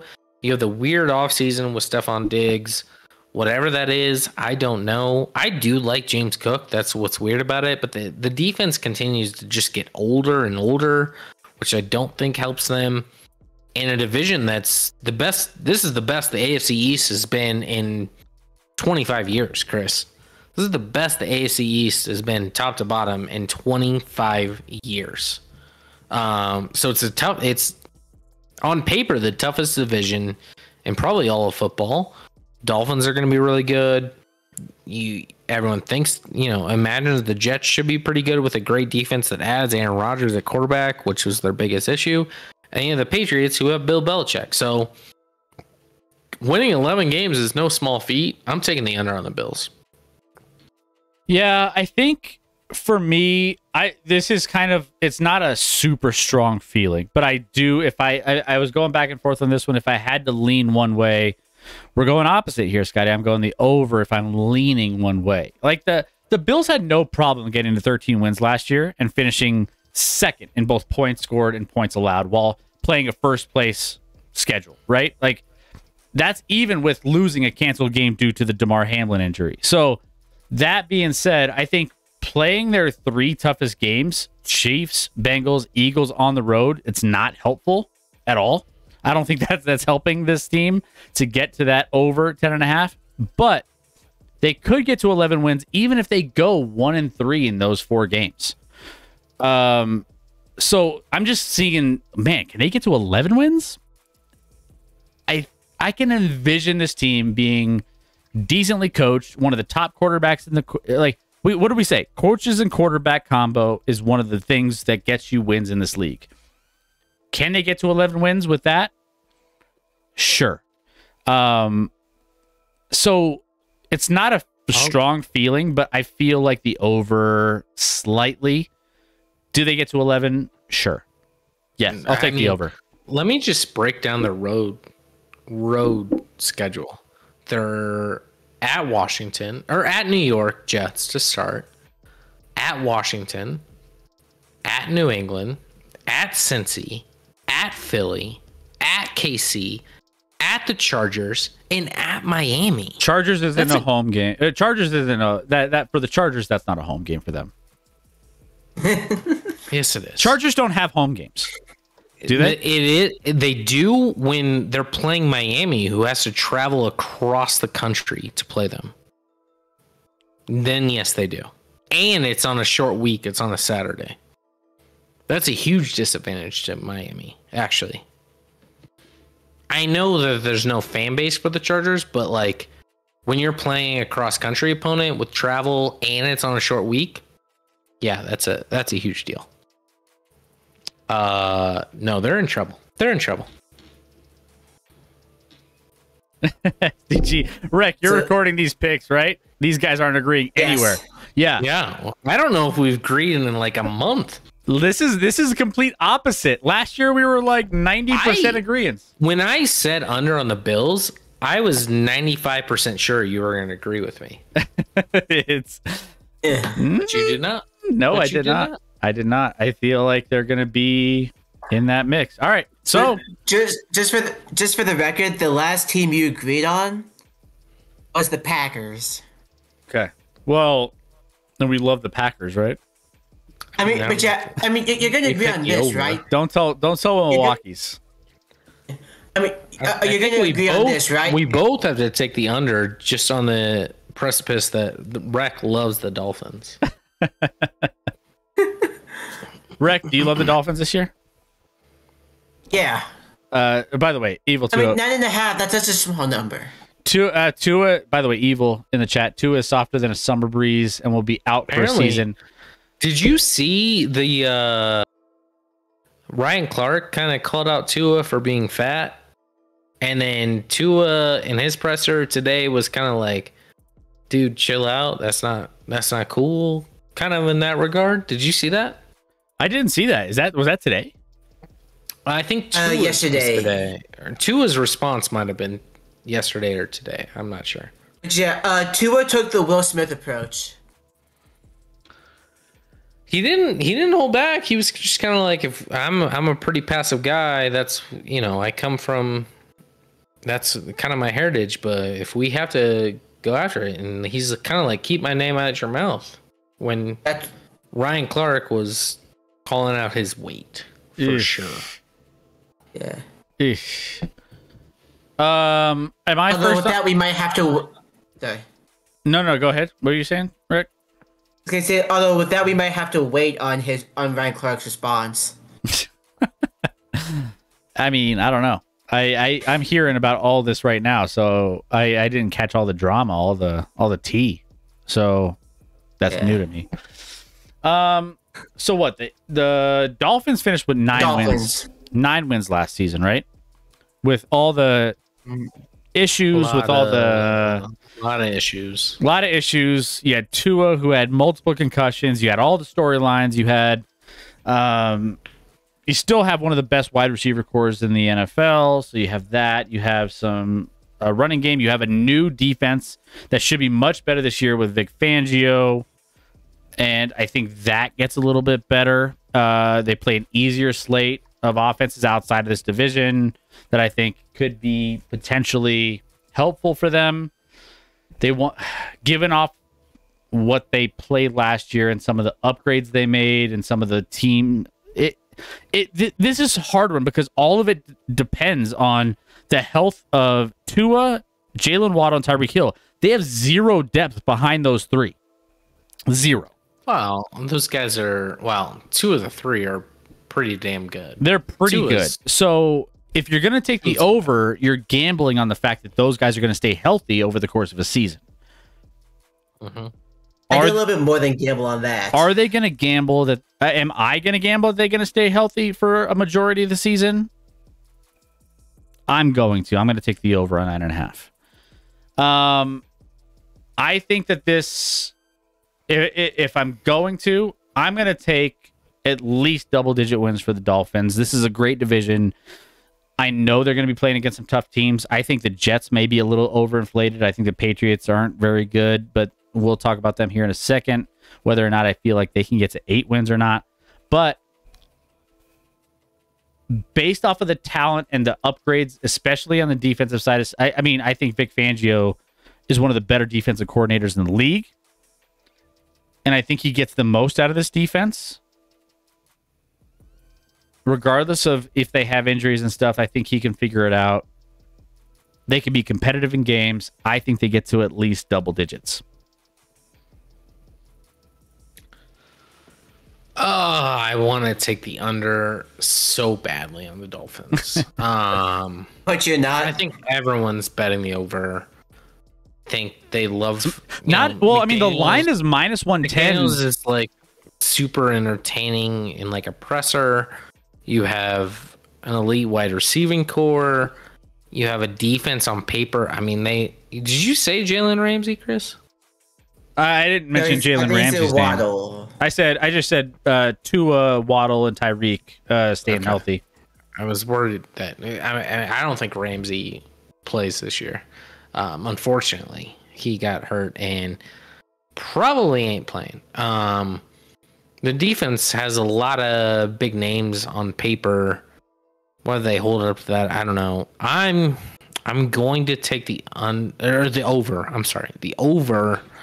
Yeah, you agreed on something. Reluctantly. I think I'm probably doing this one wrong, but like, if Tua stays healthy, they should probably win 10 games. You're a ceiling guy. You like the ceiling. Oh, their ceiling's not that high, but if their quarterback stays healthy, they should win 10 plus games. Okay. If the quarterback stays healthy, they have a very high ceiling. No, they don't have a very high ceiling because of their quarterback. Actually, Tua's not a top half of the league quarterback. If you throw Tua on another team that's like, if you throw Tua on the Broncos, they're probably not going to get to what the win total is here. They're not going to get north of 9, or they're not going to get 10 wins. I don't think Tua's set up pretty well there. He's got 1-2 wide receivers in the league, Tyreek and Jalen Waddle. That might be the best 1-2 combo in the league. So it's top 3 for sure. You could argue Chase and Higgins. Is it better than Phillies? You could argue Smith and Brown. Those are the 3. You could argue any of those 3. I'm not saying which one's right, but for Tua's skill set, I think he set up the best he could be. Yeah, I think Hill. You can't ask for a better situation. Hill and Waddle are a good fit for him. All right, let's get to the Jets. Same win total. Scotty, you're up on this one. Jets 9.5. Son of a bitch, man. I hate this division. I feel like you're gonna agree on this one too. We might. I don't like this division at all. I'm gonna go under. The Jets have gone under for like 47 years in a row on their over-under. I'm just riding that. Aaron Rodgers wasn't good last year, so do we know what he's gonna be? I think, unfortunately, Bryce Hall. Brees Hall. I'll get there. Eventually. Coming off that ACL, I think he's going to be great at one point. I just don't think it's going to be this year fully. And that defense was really good last year. I just don't know if they can be that good again. Historically, when you look at what's repeatable in the NFL, offenses are way more repeatable than defenses are, performance-wise. So a Jets defense that probably overachieved last year, and now obviously their offense is going to be better, but I think everyone's pouring on the over. I'm taking the under. They got to get to 10 wins. I'm taking the under. Pour one out for the downfall of Rodgers. Everyone's on the downfall. So there's that. There's that. Cook is a backup though. This division makes me need ayahuasca. Yeah, that's true. Yeah. My man. Ayahuasca. I'm surprised you know how to say that. My brother's gone on like ayahuasca. Scotty, when are we gonna do an ayahuasca retreat together? I don't think I'm ready for that. We should do ayahuasca retreat and just look at these over-unders and reevaluate. All right, so Jets, I lean to under as well. Plus, you're getting value plus 100. So, the Jets only went 8-9 playing, last season, and I think like they take a step up this season. But at the same time, there's a tougher division this year. It's hard for me to think that. What did I talk about? I talked about the Jets being kind of like, what was the NBA franchise I compared them to last week? I remember you comparing them to like the Mets. Or Mets. Or Major League Baseball. Yeah, it was the Mets. Where they add all these big names and they end up just underachieving. And part of me is just like, Rodgers, what has he done in Green Bay in the last however long? He's underachieved. You can't say anything like we talk about Rodgers' stats in his career and he's underachieved based off of how good he is and how Aaron will both be responsible for 8 to 9 seasons. No steak, just sizzle. No steak, just sizzle. Sure. It's spicy. But I just think that Aaron Rodgers, he has some weapons and he's got some things going for him. And I just think this is a team like the Mets, like they just underachieve and underperform. And I'm kind of with you. I was back and forth. Do I see this as a 10-win team? It's more of a prove it to me kind of thing. So I'm going to take the under. I'm with you. That's kind of where I was leaning as we were coming into this division, and I'm going to stick with that. It's always been where I was going to go. So Jets under. I think they finish with maybe 9 wins this season. Okay. Last up, we have the Patriots. I'll keep this short and sweet because we're kind of extending a little extra tonight, which is great because this is the biggest, one of the biggest shows we have this year. Patriots are under 7.5. I don't believe in this team. I think that there's just a ceiling on Mac Jones. I think there's upgrades. I like extra time. I like extra time. There we see. There we Let's go. Hey, see, we weren't even going to have a stream tonight, and all of a sudden I was like, let's do it. We're having a stream. This is a big stream. I just don't think that Mac Jones has a high enough ceiling to compete with any of these other teams in this division. I think that Bill Belichick is struggling. I think at this point in his career, he's trying to figure out what moves he can make. And I think at this point, he's trying to look for bargain options. He's trying to find the deals out there on the market in the offseason, and he doesn't have the quarterback to afford to do those types of things. Tom Brady, I think, bailed him out of a lot of the decisions that he made. And I think at this point in his career, I've said this plenty of times on this stream, I don't think there's a hot take. I don't think he's making another playoffs, which means I don't think he's winning 7 or 8 games this season, which means I take the under. This one, I'm taking the under, Chris. I'm definitely taking the under. Their schedule is not... I mean, you have the AFC East, which is going to be a gauntlet. You're the least talented team in this division. I know you have Bill Belichick, but, like, are we sure that Belichick's great without Brady? Because he hasn't fully proven that. He hasn't won a playoff game since Brady left. And only once made the playoffs. I believe on paper, the Patriots are only favored in, let me count, 1, 2, 3. That can't be right? It can't be just 1, 2, 3, 4 games. They're favored in 4 games. Now, there's slight underdogs in a lot, so a lot of these are close. But, like, favored in 4 games, a win total of 7.5. Give me the under. I don't believe in Mac Jones. They still don't have a ton of weapons. You add like Juju, whatever. Juju's not a number 1 at this point in the game. He's just not. And that defense is getting slower and older. So I'm taking the under as well in the Patriots. Okay. Yeah. I mean, it's hard to like the Patriots this year, realistically. All right. It's just hard to like the Patriots. Oops. It's fair.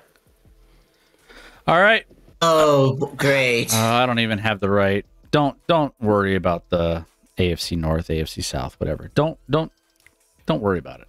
And Chris. Just ban me for the graphic. It's not the AFC North. Forget What it. happened here, Chris? I was rushing to put together these graphics. That doesn't change the fact that we're going to pick the right teams with the right win totals. So forget the AFC North. This is the AFC South. The Texans and at West. Yeah. All right. So here we go. Jags, Titans, Texans, Colts. I believe I'm up on first, which makes me really. There's 2 or 3. Like I said, there's 2 or 3 games or 2 or 3 teams that I've really struggled with picking, and the Jaguars are one of them.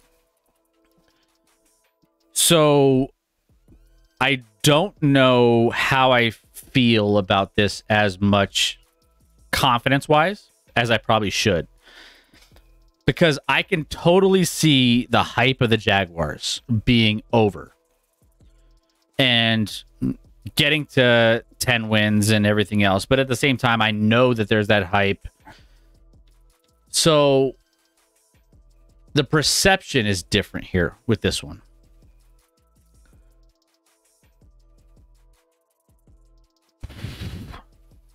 What is your decision?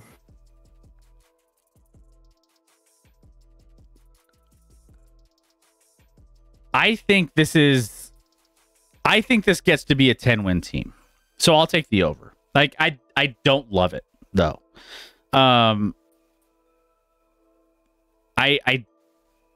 This is probably, I think this team is overhyped by far. The schedule's tougher as a division winner rather than a first place team. I think that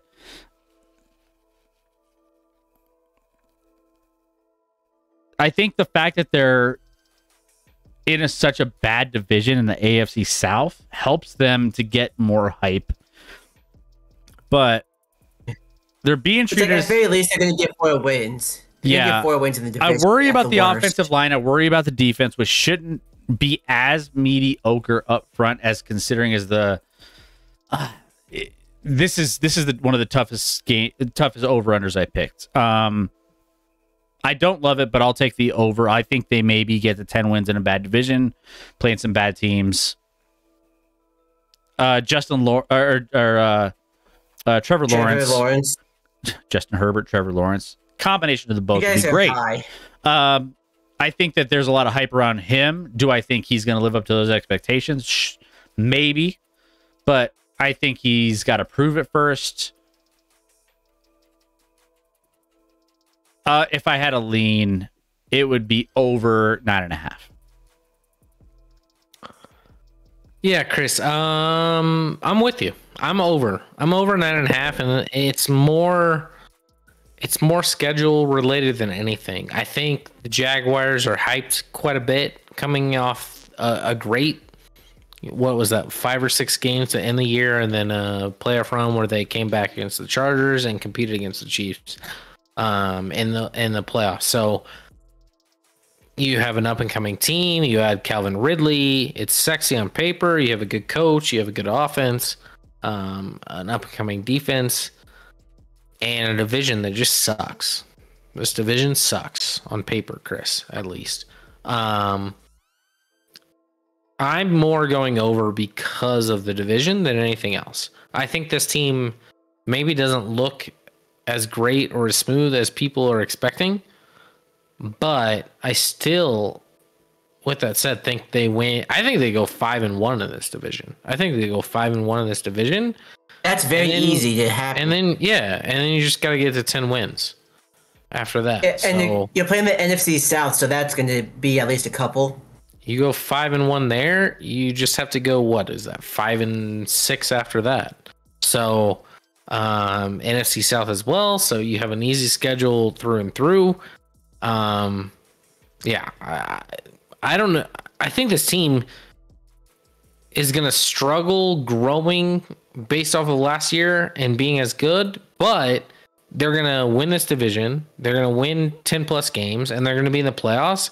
In playoff time, they could be a very hard out. They could be very good come playoff time. But consistency through the season, I don't believe in, but I still take the over. Okay. Yeah. This is a weird one. This is a weird division. Let's get to the Titans. 7.5 over under. Scotty, what do you think about them? The good old Titans. I'm taking the over. I'm taking the over on the Titans. 7.5. I think Vrabel is one of the better coaches in the league. I think he can coach up defense. He can keep games close when maybe they shouldn't be. I think Ryan Tannehill can still lead this team to some wins. Derrick Henry, until he falls off, I'm just going to we'll just keep riding him. He's an anomaly at the running back position that we haven't seen. Like, huge body that just keeps going, keeps chugging, keeps playing, he's one of the elite running backs in the league, and he'll eventually fall off, but maybe it's not this year. I think in this division, they're clearly the second best team. I'm taking it over on 7.5. Okay. Over on 7.5. Jags, Titans over, Texans and Colts under. AR-15 isn't ready. Okay, love it.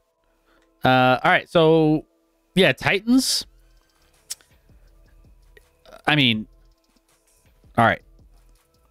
If we're talking real, if we're talking from a betting standpoint, the over is plus 132. So you're getting some value there, which is why not only just that, but I think I lean towards the over as well for the Titans. So the addition of DeAndre Hopkins is massive, boosting what might have been the worst. Really?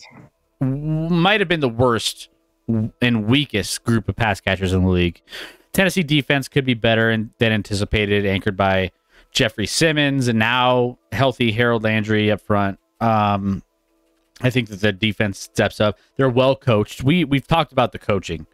The coaching is where it's at right here. I think as long as Ryan Tannehill remains a starter, they should be generally good. And I think that they can eke out at least 8 wins. based off of even what they did last year. I mean, if you're talking about last year, I mean, they had 7 wins, 7-10. I don't know. I think they can at least get to 8 this year. I lean over 7.5 for this one. I'm with you, Scotty. I am scared that they'll play one of their backup quarterbacks. I don't think Ryan Tannehill's great by any imagination, but like he's their best option this year. He is the best option by far. All right. Well, Texans over under 6.5. The over in this one is plus 116, by the way, if you're talking about Vegas odds. But the Texans have had one of the better coaching upgrades, I think. Lovie Smith, who, I mean, let's be real. I love Lovie Smith, but he's had a kind of a decade or so of irrelevance at some point. Are you about to make Spees mad? I don't know. Maybe. He's right here. I mean, we'll see. We'll find out. D'Amico Ryans comes in. Right now. D'Amico Ryans comes in, taking over. Rising coaching star. Last rising coaching stars, Brian Dable, Kevin O'Connell, Nick Sirianni, Kevin Stefanski, Sean McDermott, coming up in their first seasons have performed pretty well, I would say. And you have CJ Stroud, and I'm worried about some of the roster because let's be real, there's a reason why they're as low as they are here in the win totals, and 2, the talent level. But keep in mind, the Texans could also see, like we talked about the Texans or the Titans a little bit ago. Depending on what happens with Tannehill, the Texans could see Will Levis twice in their first Titans game, in their first couple Titans games starting week 15, I think, right? If I'm not mistaken. So, I don't know. I think there's some opportunities to get some wins. I lean over 6.5. Is that weird? Maybe it's a hot take. I'll take over 6.5. Maybe they get there. It's possible, Chris. It's possible. Not for me. It's not possible for me. No. I am anti every single one of these rookie quarterbacks. Through what I've seen in the preseason, whether it's Bryce Young, CJ Stroud, Anthony Richardson, they all look like they're fucked. They're out of place, Chris. They're not ready. They're not ready at all. They've looked like shit in the preseason. I don't need you to look great in the preseason, but I don't need you to look like you've never played the quarterback position. And that's what the 3 of them have kind of looked like for the most part through this preseason. So I'm anti all 3 of these guys this year. This year. We'll wait after this year. But for this year, I don't think Bryce Young moves the needle. I don't think Bryce Young's ready to push a Texans team that's clearly, I think you mean CJ, apparently CJ not Stroud. great. I'm sorry, CJ Stroud. I said Bryce Young. You're right. CJ isn't going to move the needle at the quarterback position. I wasn't that high at CJ out of Ohio State in general. I don't think he can push the needle on like a wide receiver core that even their own fan base was saying was maybe the worst in the league with Nico Collins and Jonathan Mechie. They did add Dalton Schultz, but like, was Dalton Schultz good or was he a product of like just being surrounded by talent in Dallas? We'll see. But he looks a little lost. He looks like he's not ready. I don't think they can win a lot of games with an offense that's going to be, in my opinion, really, really bad. So, and a defense that might be better than it's been, but it hasn't been good. So they're not great on either side of the ball. I think for sure I'm taking the under on that one. Yeah, and I mean, they also have winnable games against the Panthers and the Falcons as well, which... No, they don't have any winnable games, Chris. I mean, I guess not. I guess they're just all against the Falcons. You picked the Falcons to basically win the South. Now they're all of a sudden the AFC or the NFC South. Still have a young quarterback and still a bad division. Still, in the grand scheme of things, not a top echelon team. Ritter will put up better stats than Stroud for sure this year. All right. Well, and Richardson. We'll see what the Titans do. Or Texans do. I'm sorry. Ritter will put up better stats than any of the 3 quarterbacks that were picked in the top 4 this year. Last but not least in this division, we have the Colts, which I think this one's an easy pick. I think it's an easy pick for me. I'm up first, I think. No, you're not. I'm up first, and it's under. Oh, you're right. Yeah. Okay. It's under. This team is so bad. Can I disagree with you already? It's under. They're trading their running back, which is fine. Actually, if they could get someone to fall for that, that'd be a plus for them. But this year, Anthony Richardson's raw as hell. He's not ready. This team's gonna struggle. I like 6.5 is a surprisingly high number, quite frankly. And that's my caution is like, why is it at 6.5? It should be at least a game lower than that. Yeah, you have a lot of issues. You have the whole thing with, the running back situation. It's not going well. We talked about that at the top of the show with Jonathan Taylor. Nothing feels great about this. The Anthony Richardson is nice and exciting as long as, you can just have some patience with this team, because from a fantasy perspective, from a winning perspective, this team is not going to accomplish a lot this year. If they get to 5 or 6 wins, it's a miracle. So I think that's their ceiling. We don't have to take a lot of time covering the Colts here. Although I have a really hot take on the Colts. I'm not saying this is smart. I'm just saying they might be dumb enough to do this. If the Colts somehow get a top 2 pick in the draft, what are the odds that they they do what the Cardinals did? What do you mean? Going back-to-back quarterback first. Back-to-back quarterbacks? Yeah, I'm not saying it would be smart, but what are the odds that they go for it? I could see it happening. I think it makes more sense next year, quite frankly, because of who potentially could be there and how people value Caleb Williams. It's also, Anthony Richardson is garbage. He's going to have a terrible first year, and they're not going to want to continue with the project. They're going to throw him out and get another quarterback.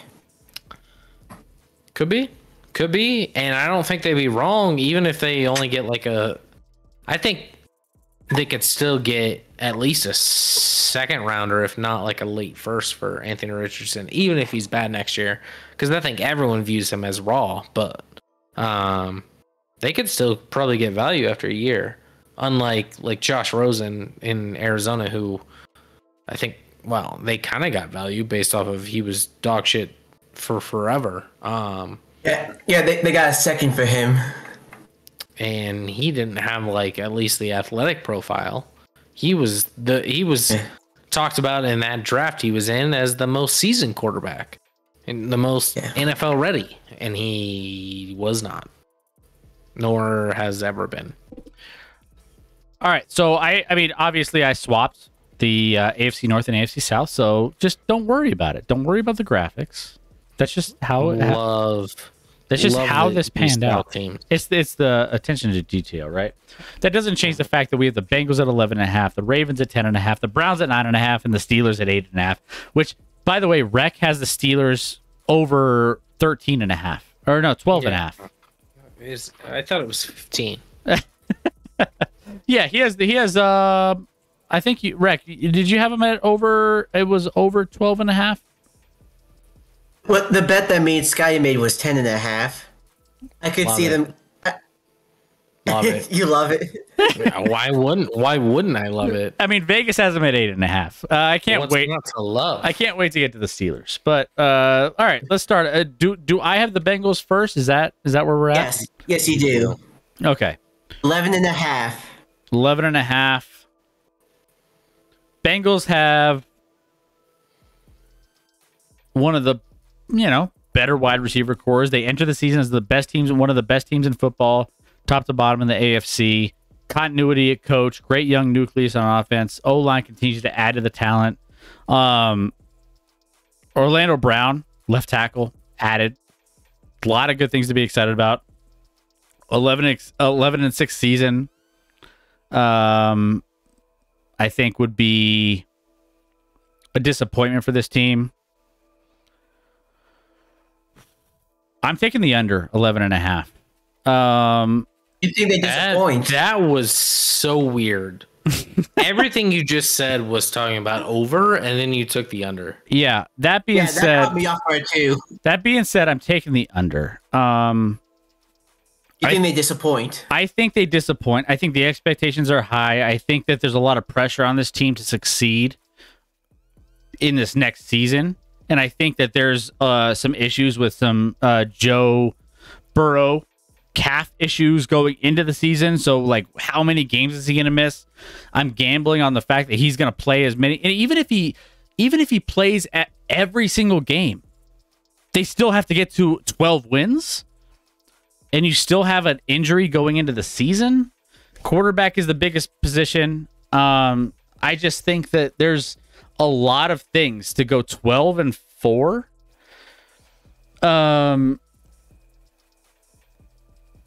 It's a big number.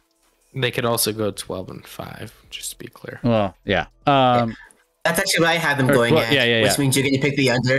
Which means I just think that everything has to go right for them to get to that point. And I think that the injury issues and everything else.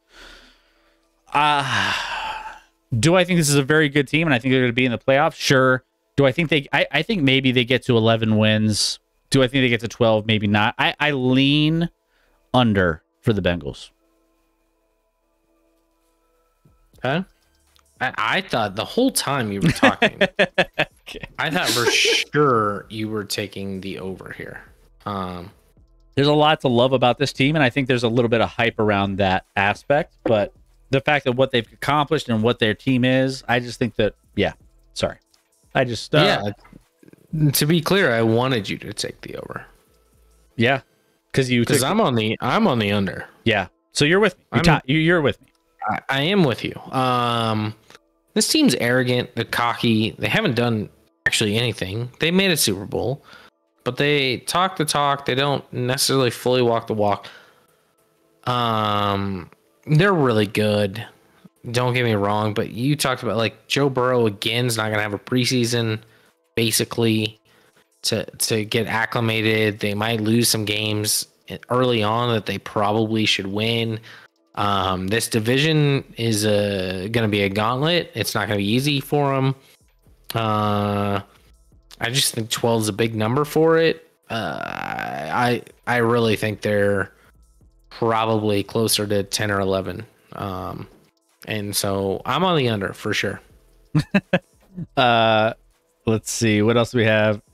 Can you say 49ers? What happened? Let's see. Burrow wants that $60 million next season. Yeah. I think the Bengals number is just a little large. If you had this, Rec, I know this is your division here. Glad Football Wife isn't here to unsubscribe from your channel. True. Yeah, really. True. No, that's not to say that the Bengals are. I mean, again, there's only one team realistically that has a chance that has proven that they could beat the Chiefs, and that's the Bengals. No other team has proven that they could beat the Bengals or the Chiefs. I'm sorry. Except for the Bengals, right? In big games, in big scenarios, there's only one team. And again, I think there's some challenges here. With a healthy Joe Burrow going into the season, 11.5 is a big number. And you're just adding some like questions into that. It's just we'll see. And this is the year. They got to get it done this year. Pressure's on. They're going to have a new Joe Burrow quarterback or a contract. They're going to have some wide receivers and T. Higgins. And then a year later, Jamar Chase to pay. Like, you can't pay everybody.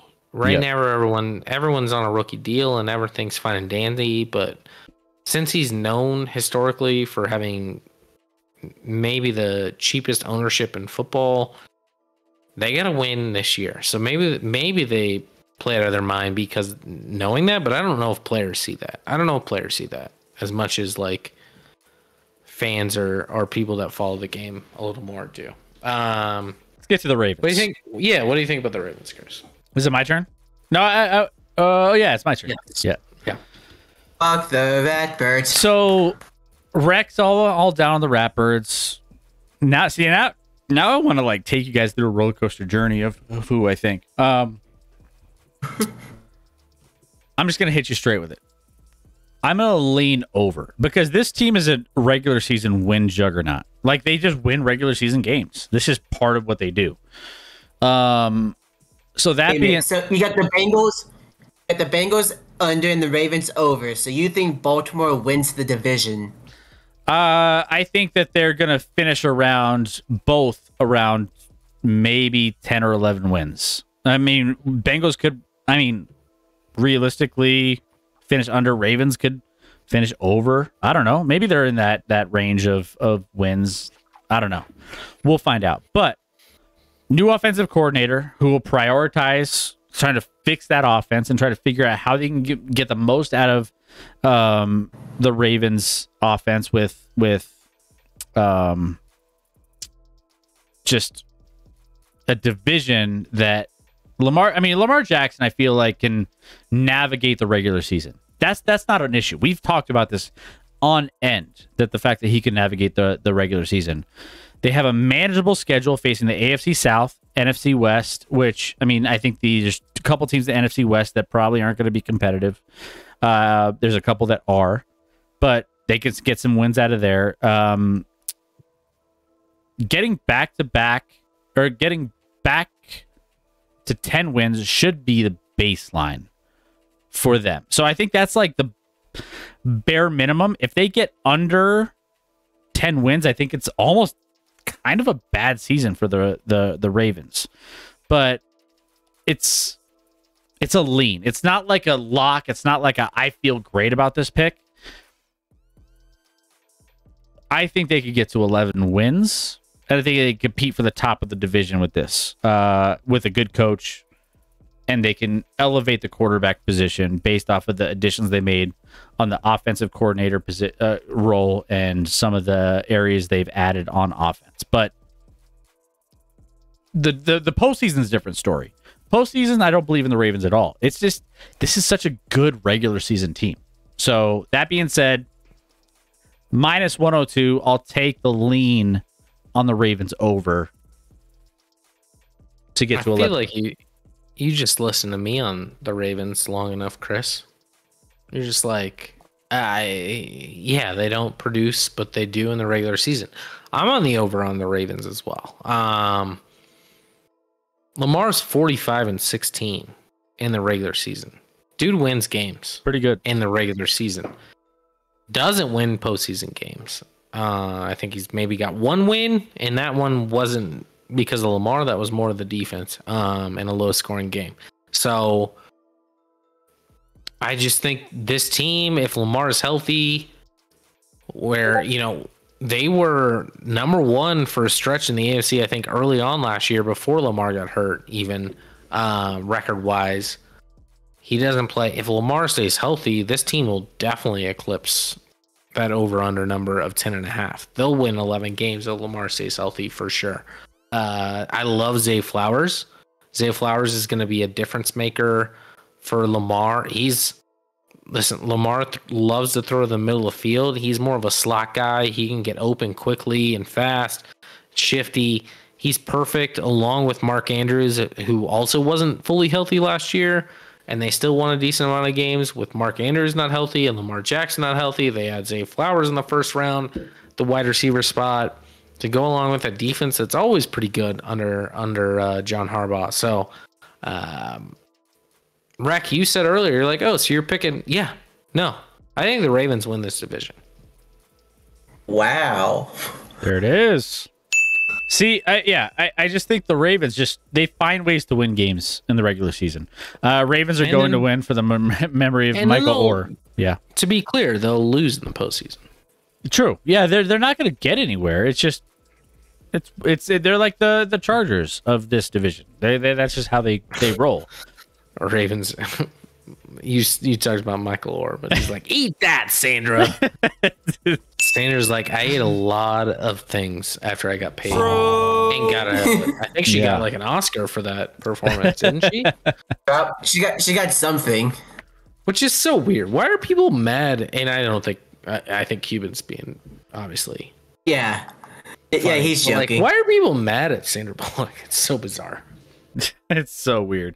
Let's get to the Browns. By the way, evil. R.I.P. Michael Orr. I don't think he's dead. He's not dead. And by I don't think, like, he's definitely not dead. He's dead. He's actually trying to sue his. Yeah, there's former maybe family. It's debatable what sort of a relationship they fully have, whether it's adoption or what did he say, like conservativeship or something like that. I don't know. It's something. Anyway, Browns are under. Yeah. This is mine. Go ahead. Browns are son of a bitch. Damn it, Rec. Say over. Under. Say over, Rec. You don't want to be You right. love the Browns. You love the Browns, no, Rec. Deshaun Watson sucks. Deshaun Watson is no longer good at football. And he's not going to be good at football this year. Browns under 9.5. It doesn't take long. I don't trust Deshaun. I don't know if anyone does. Nor should anyone. Outside of Cleveland. They have a pretty solid roster outside of that, but like Deshaun Watson, even when he came back last year, was shit. He was dog shit. He's been bad in camp from what I've seen. He's been bad in everything he's done ever since this whole fiasco. So like, and I'm probably on the side that's getting bet more because people want to bet against him, but I don't see how they get to 10 wins. No fucking way they get to the 10 Browns wins. at 10 wins like is kind of hard to believe, which is why I have the under as well. Like even the elite Watson piloted an offense that finished between 11th and 18th in points scored in his 3 years starting for Houston. And then not only that, I'm not convinced this is a good coaching staff. The Browns have allowed more points than they've scored in each of Kevin Stefanski's first 3 years. Like, this is not a good team. Like, top to bottom, coaching staff, coach, quarterback. Big things of what win you games. They don't have it in Cleveland. They've never had it in Cleveland. So what makes you think this year's going to be any different? What makes you think they're going to get to 10 wins based off of that? So I just don't see a road where there's no excuses because they traded for Elijah Moore, who I like quite a bit, to go along with Amari Cooper and Donovan Peoples-Jones and David Njoku, who gets hyped every year and kind of is an elite athlete that never gets featured enough in the Cleveland offense, but he's still there. You got a lot of high picks at the offensive line, so it's literally on Deshaun Watson to be good on that side of the ball. Their defense has pieces too. You have one of the best pass rushers in Myles Garrett. They added Zadarius Smith this offseason. They added a Chief and Juan Thornhill at safety, who's good, not great, but good. I mean, you have what's his name? Jeremiah Wusu Corona from Notre Dame. Yep, that's it. So, and Denzel Ward, who's one of the better corners in the league. So they have pieces. I just don't trust Deshaun Watson. Deshaun Watson's a mess. I don't know if it's mental. I don't know if it's physical. I don't know what it is at this point. But there is nothing that anyone has seen on film in the past 3 years, and I know he's been out most of those years, but still, even when he's been playing, to believe that Deshaun Watson can be a starting caliber quarterback in the league. Deshaun Watson had a better team in Houston, so I take the under. Yeah, I mean, there's a lot of things to just... This is a big number. How could anyone not trust D. Watson? Sure. Did you purposely call him D. Watson instead of Deshaun? That's what Cuban said in the chat. You know, I don't know. I'm just reading. Yeah, no, I was talking to Cuban, not you, Chris. Yeah. D. Watson. All right, let's get to the last team. Rec. Easy over. How about this? I'll let you talk first in this one because I know how much you love your boys. You have the honorary privilege to go first on the Steelers. So go ahead, Thanks. Scotty. I mean, Rec. It's like this is a no-brainer. If you don't like Kenny Pickett, if you like Mike Tomlin as much as you do, like why would you pick the under? And you still have a great defense. You have an offense where even if you don't like Pickett, they still upgraded a lot. You got Isaac Seumalo for the offensive line. You got Broderick Jones. You bring in Darnell Washington, who at worst can be another good blocker. And of course, Kenny Pickett's going to be developing. The offense is going to be improved. The defense is going to be great as long as TJ Watt doesn't go down. And even then, there are reinforcements all over the defense. And also on top of that, the schedule is not bad. Again, you get the AFC South. Get the NFC West, where outside the Niners, it's not that hard of a schedule. 9 wins, 9-8. I consider 9-8 to be a bad year for the Steelers this year. A bad year. 9-8 would be underachieving for the Steelers in 2023. What's the expectation then, Rec? What's the where they should meet versus where their ceiling is?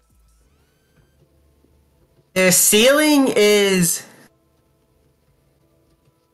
I think their ceiling is probably 2 seed, where the part that they're like the lowest they could be that wouldn't be a disappointment is if they're somewhere in the playoff solid. They don't have to fight for it at the last second. They don't have to just sneak in.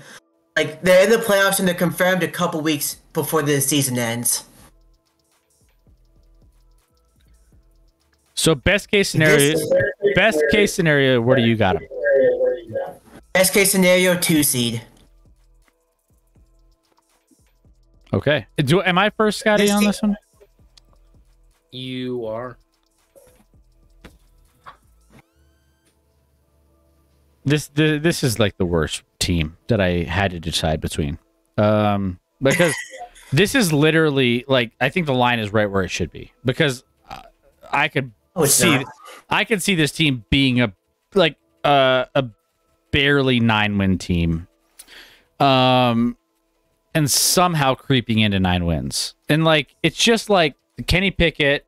He had a nice end of the season. He kind of went through some nice progressions over the course of the season. Offensive line is much better place than expected at this point. I don't know. Defense is decent. Mike Tomlin is a good coach. Scotty, I give more credit to Mike Tomlin in my pick here than anything else. And Steelers fans hate that because they hate the fact that Mike Tomlin is the reason for the success. Scotty A. Smith is ready to tear into this take. Yeah, maybe. Is it weird that Mike Tomlin is one of the main reasons why I think they can get to 9 wins? And I think 10 is their max ceiling for me, but I hate this number. And I'm Steelers can get to 9 wins. I'll take the over. I'll go with it. I hate it, but I don't love it. You hate it, but you don't love it. It's kind of the same thing. Yeah. Good job. I'll take over. They're gonna finish above the Browns, and we pick the under on the Browns. I don't know. STG's expecting rage from me. I'll give you some rage. I'll give you some rage, Chris. And not in the way maybe SCG's expecting. But all we heard is how good the Steelers defense was last year. They were an elite defense. They played so well down the stretch. They were so damn good, Chris. And now, on their depth chart, have you ever heard of an elite defense that has 8 new starters out of 11? Have you heard that before? No. Because all they have is new starters on defense. This is a whole fucking new defense. 7, 8. Larry Ogunjobi, Keanu Benton. Larry Ogunjobi started last year. Okay. We got DeMonte Kazi, Patrick Peterson. Here's your coming in hot tonight. Hit it. Chandon Sullivan. Oh, first of all, that's weird that he's even on the depth chart. Levi Wallace, who Wallace was on the team there. last year. I know, but he's not great. Like your secondary is not great. Your secondary, yeah, he's solid. He's not great. He's solid. Yeah, that's outside of TJ Watt, and if you're relying on like Cam Hayward to at 100 years old to still be good, this defense is what? The linebacker core is linebacker core has been completely overhauled. Guess how many players from last year are on this year's linebacker core?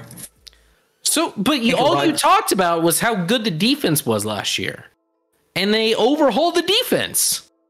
They overhauled the defense. Why would they overhaul a defense that was so damn good last year? Here we go. Help me, Rack. Help me help you. Who overhauls an elite defense? The linebacker core got overhauled, but that's the only part that was truly overhauled. Okay. Except for on the deal, half of your second, actually 3/4 of your secondary as well, or 3/5. Was on, I would say for DeMonte Casey, he was on our team last year, and he was good. He was good in every role that he played in when he was healthy. Okay. Like I said, like Wallace was solid. We still got Watt and Highsmith. And I've never seen the NFL hype a player more than they have. Oh. Let's go, Evil. Thank you so much. Appreciate that. Evil. Tier 1 sub. Thank you. Let's go. I've never seen the NFL hype a wide receiver that can't get open like they have George Pickens. Phenomenal hands. Dude is phenomenal at catching the football. Is he good at getting open? No, absolutely not. Can't really get open, but throw it up there and see what happens, which might be your best offense this year. Najee Harris, you might as well just play Jalen Warren at this point. Because Najee Harris isn't it? Freiermuth, solid. You have Kenny Smallhands Pickett, who started 10 games and threw 5 touchdowns last year, so that's promising. And all of that being said, like I'm taking the over. I'm fucking taking the over, Chris. Oh, no. Because it'd be taking the over. It's not stupid to take the under. No. Especially Vegas doesn't just set stupid lines. But this team somehow, some way, is gonna win 9 games. Are they good enough? Probably not. So dumb. And people got mad. Chris, we were covering the NFC North or AFC North. People got mad. A couple comments and when we posted on YouTube, they're like, "Oh, I can't believe you called the Steelers roster mid." And I'm like, "Well, I don't know. They were bottom 10 in scoring last year and barely top 10 in defense. I think they were 10th in defense and 8th to last in offense. That sounds like a fucking mid roster to me. That seems actually below mid, Chris." But people are like, "You don't know football." They literally said, "Can't believe you called the Steelers roster mid. You don't know football." Okay. You have a great coach, and your roster is so mid. Deontay Johnson as a number 1, mid at best. He actually gets open though. George Pickens, Allen Robinson might as well not exist. I don't know why they picked him up. Offensive line. We got him because we need a veteran in the receiving core. For why? To help out with the young guys, almost like a coach on the field. Deontay Johnson isn't that young. Is he a leader? Right. Anyway, it doesn't matter. This team has a mid roster, but I'm gonna take the over because I don't believe in the Browns. Yeah. And I think you're with me. I think. Damn it, their head coach wins games, Chris. That's what he does. He doesn't finish under 500. Never has. You're on my wavelength. Never fucking has. You're on my wavelength. My man. It is what it is. I mean, you can't go against one of the best coaches in the NFL. Yeah, Rec, we said it.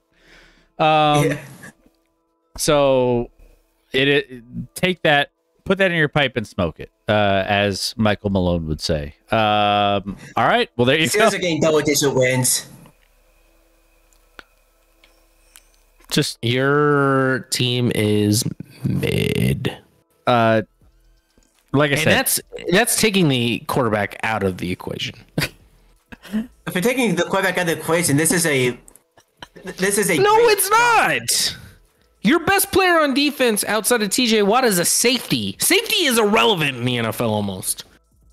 I don't know. Minka's not very relevant. Yeah, he is.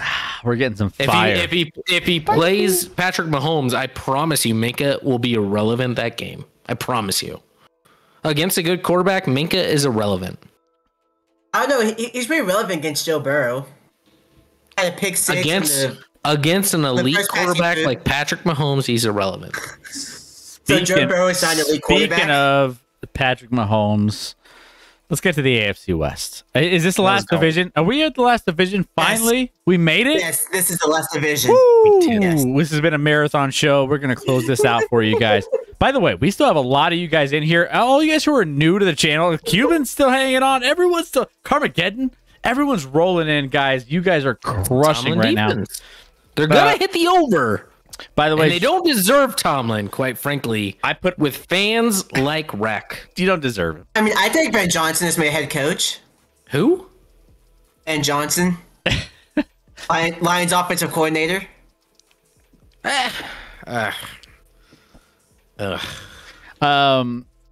pick. How do you know he okay. Evil. I missed some of your picks. Can I start over?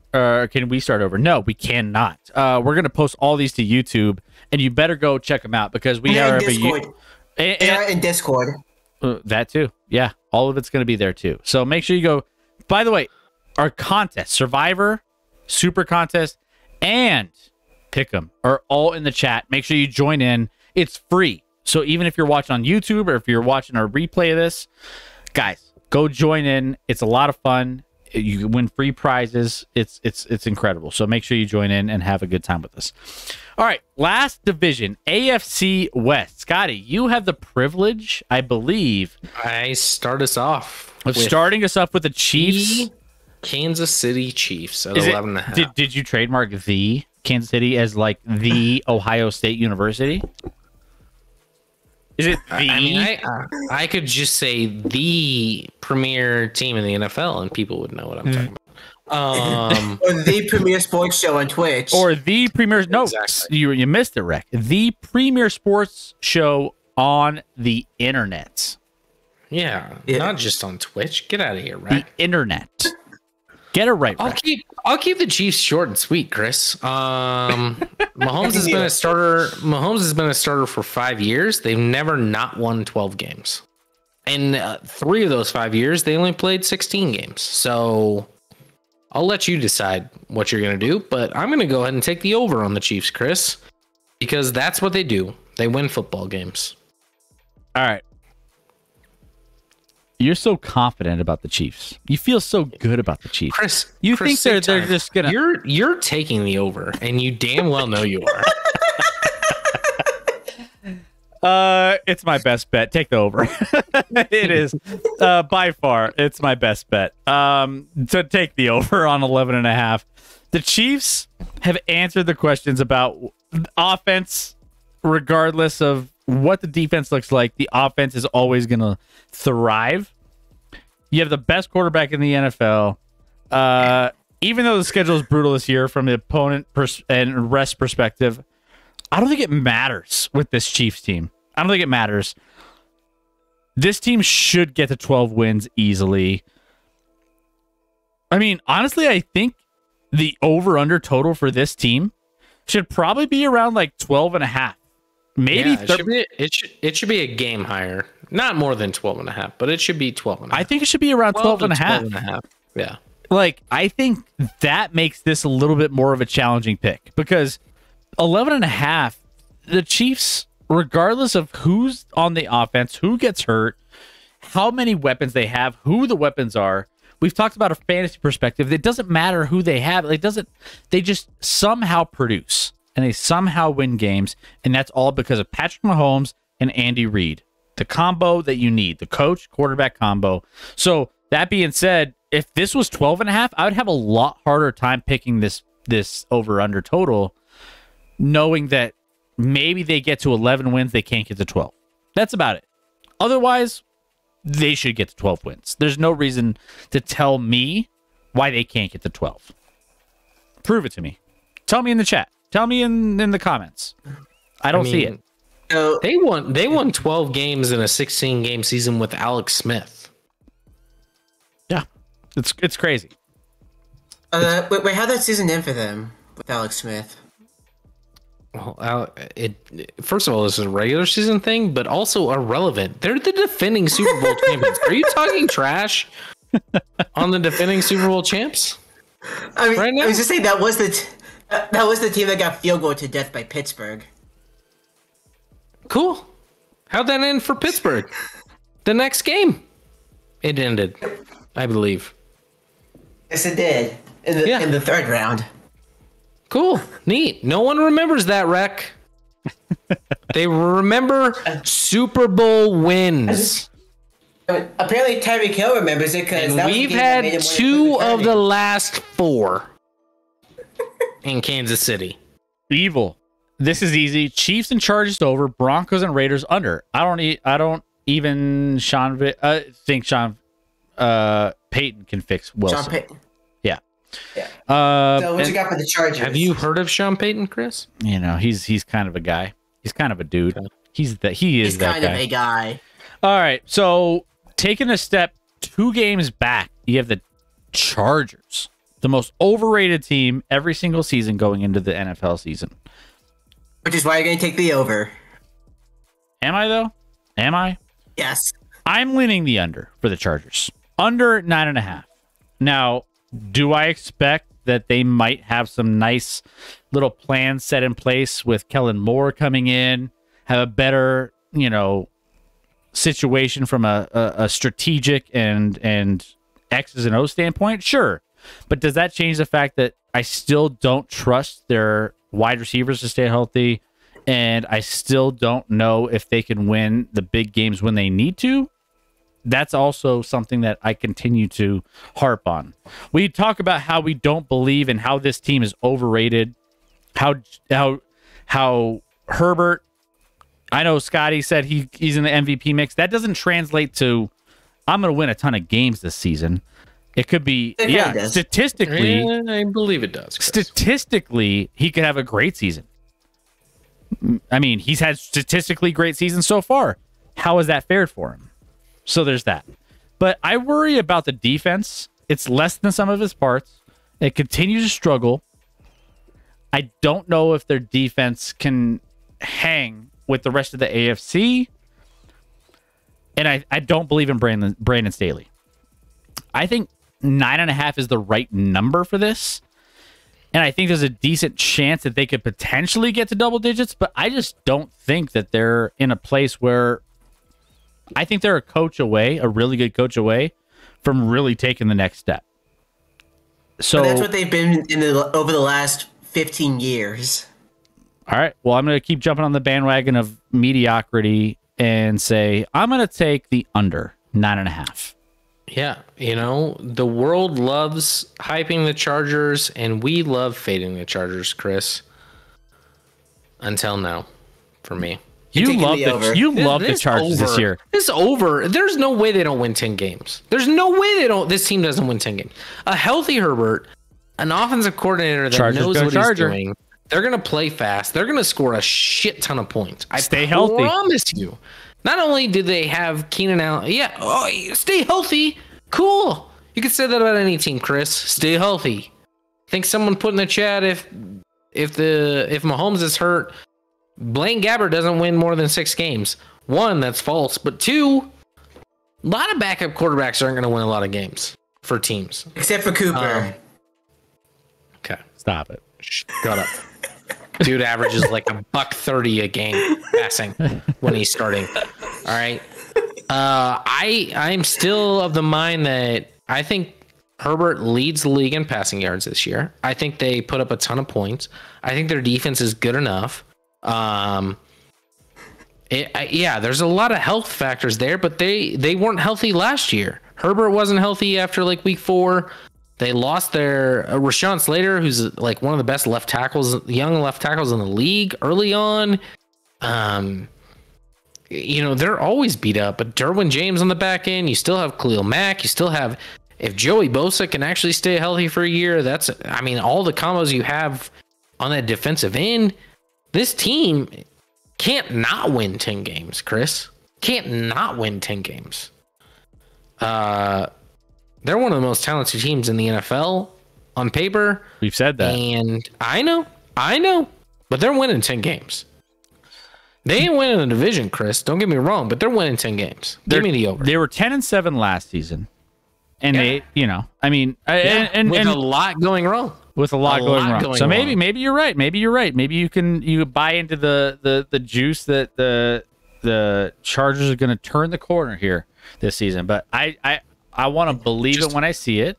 Just be 10-7 again. Although they have a huge upgraded offensive coordinator. So yeah, that always helps. I think that's the only thing that you can. Brandon Staley's still going to go for 4th and 5. What about the health of their quarterback? He had like a broken rib all year. True. I mean, he's a statistical anomaly, but so is James Harden. Jeez. So let's talk about your boys now. Yeah, let's get to the Broncos. I'm up first. You're up first. Speaking of what the fuck is this number? What the fuck is this number, Chris? Why is it at 8.5? I don't know. Why is it at 8.5? Just because of Sean Payton? Sean Payton, who won 1 Super Bowl with a Hall of Fame quarterback for his whole career in New Orleans at his disposal, doesn't have one of those now. And they had some down years, by the way, in New Orleans with that Hall of Fame quarterback in Drew Brees. They've looked like shit offensively in the preseason. It doesn't look like anything's changed. Does preseason matter? When your team sucked the year before and you have a new head coach, yes. Yes. Okay. Otherwise, no. But when your team sucked and you have a new head coach that's playing your starters in preseason week 1, a whole half on offense because he just wants you to somehow score against the 3rd string of the worst team in the league, yeah, kind of matters, Chris. Kind of matters. Your offensive line looks like an abomination right now. Yeah, you had your Mike McGlinchey hurt. Cool. That's a huge difference maker. Obviously without Tim Patrick, like you're kind of mid at wide receiver and your quarterback sucks. Mid with him. Your quarterback sucks. Your defense probably, and you've said this on stream, Chris, that you think the defense doesn't perform as well as it did last year.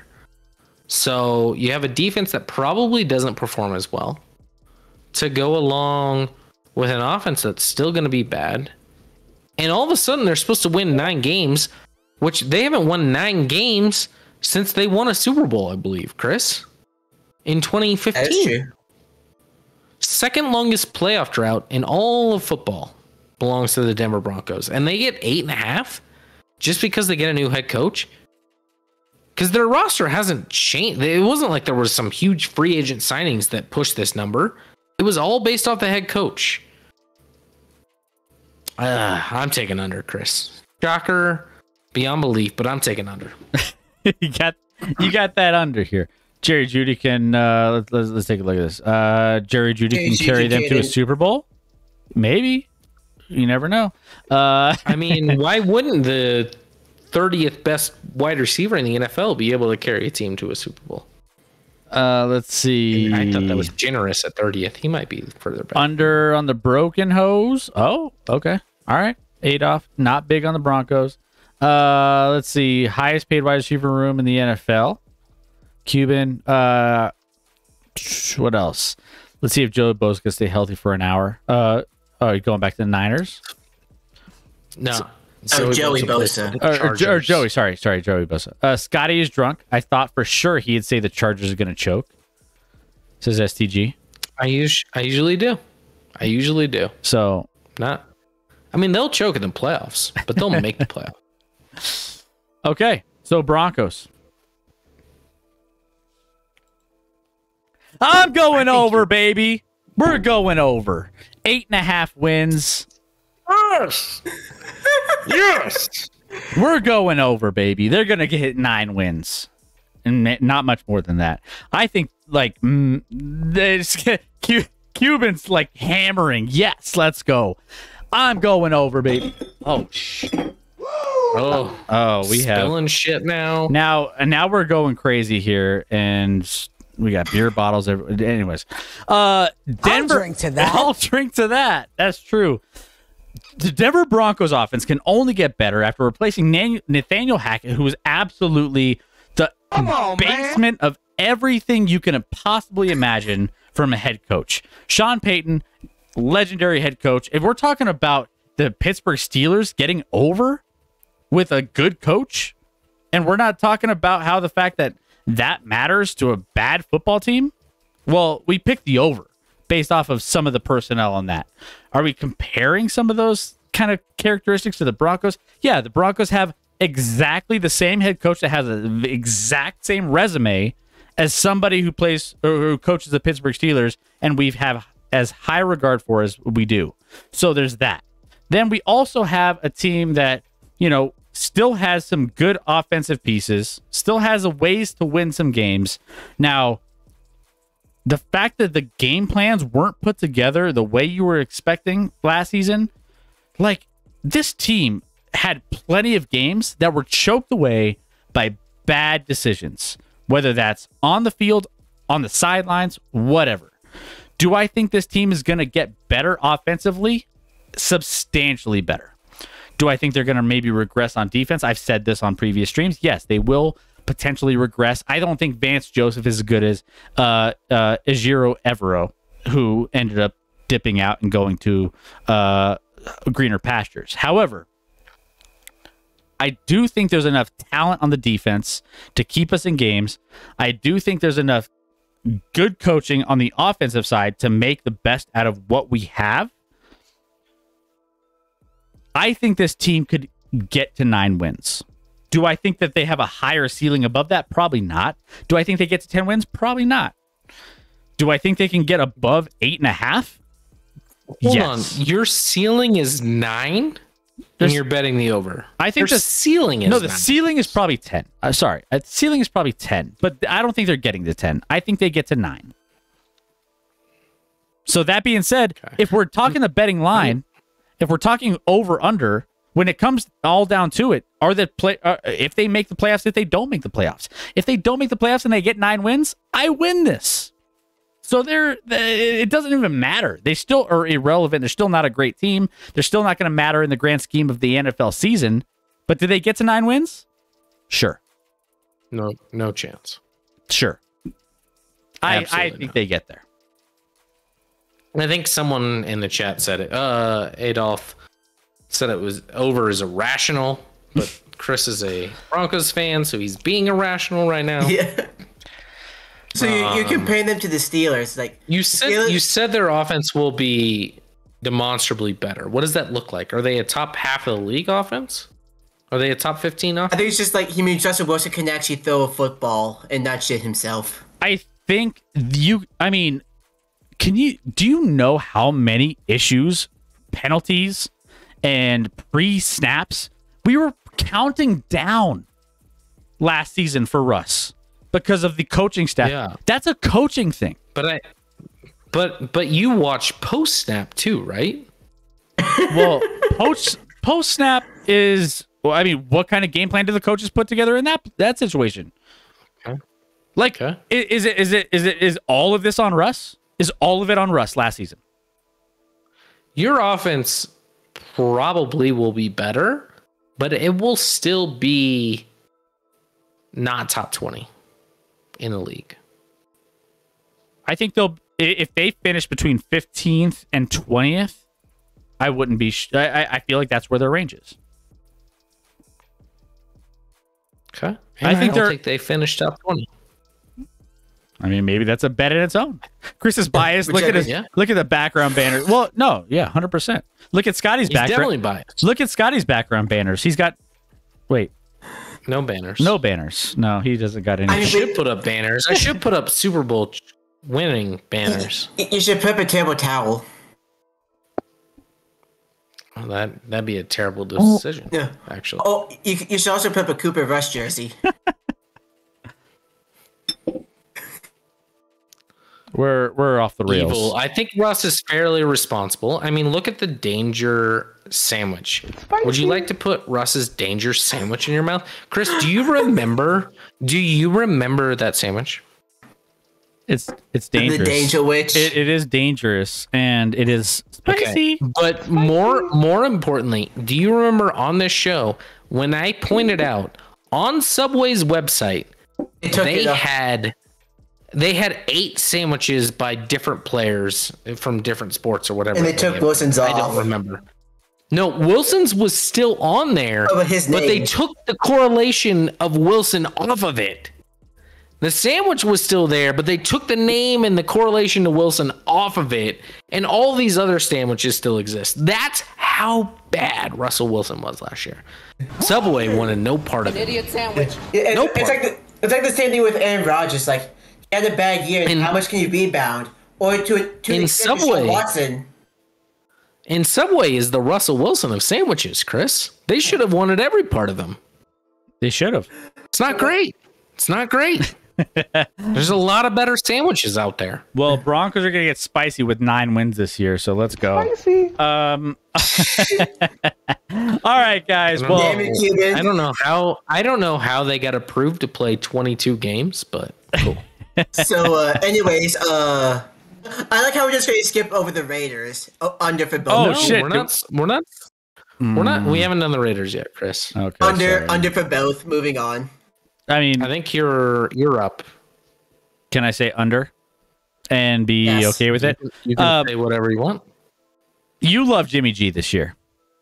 You love Jimmy G, but are you going to love him enough to take over 6.5 wins? No. We'll find out. But I have the under. I think this team is a mess. I think Josh McDaniels is a mess. I think he's failed to live up to the hype. And, there's nothing about this team that I was expecting more from last season that didn't. I don't know. Maybe I was expecting a little bit more from this Raiders team to fight a little bit more. But giving Josh McDaniels a second chance, maybe he had a little bit left in the tank. Nope, nothing. Now you have issues with your star wide receiver. Jimmy G's coming in. Is he a good quarterback? Sure, but is he going to get over the hump? I don't know. I still think the Raiders finish last in this division. Do they get to 6.5 wins? I think they finish sub 6.5. They're not going to get to 7. I'll take the under as well. I mean, I don't think Jimmy G's that bad, but McDaniels in year 2, I think things will actually get worse somehow. He's a bad head coach. Been bad at every stop as a head coach. Can't do it. Ruined the Raiders last year. They're going to be worse this year. You talked about a lot of positions, but they have an unhappy running back who's held out of camp under the franchise tag, and Josh Jacobs. Everyone on their best players are unhappy on offense. On defense, it's not great outside of Max Crosby. There's just not a lot of pieces with a bad coach and a quarterback that's probably I mean, they almost tried to hope he was hurt so they didn't have to go through with the deal they made on Jimmy Garoppolo. So that's how bad he must have looked in a short stint. So, yeah, I'm under on Raiders. They might hit the over, but I can't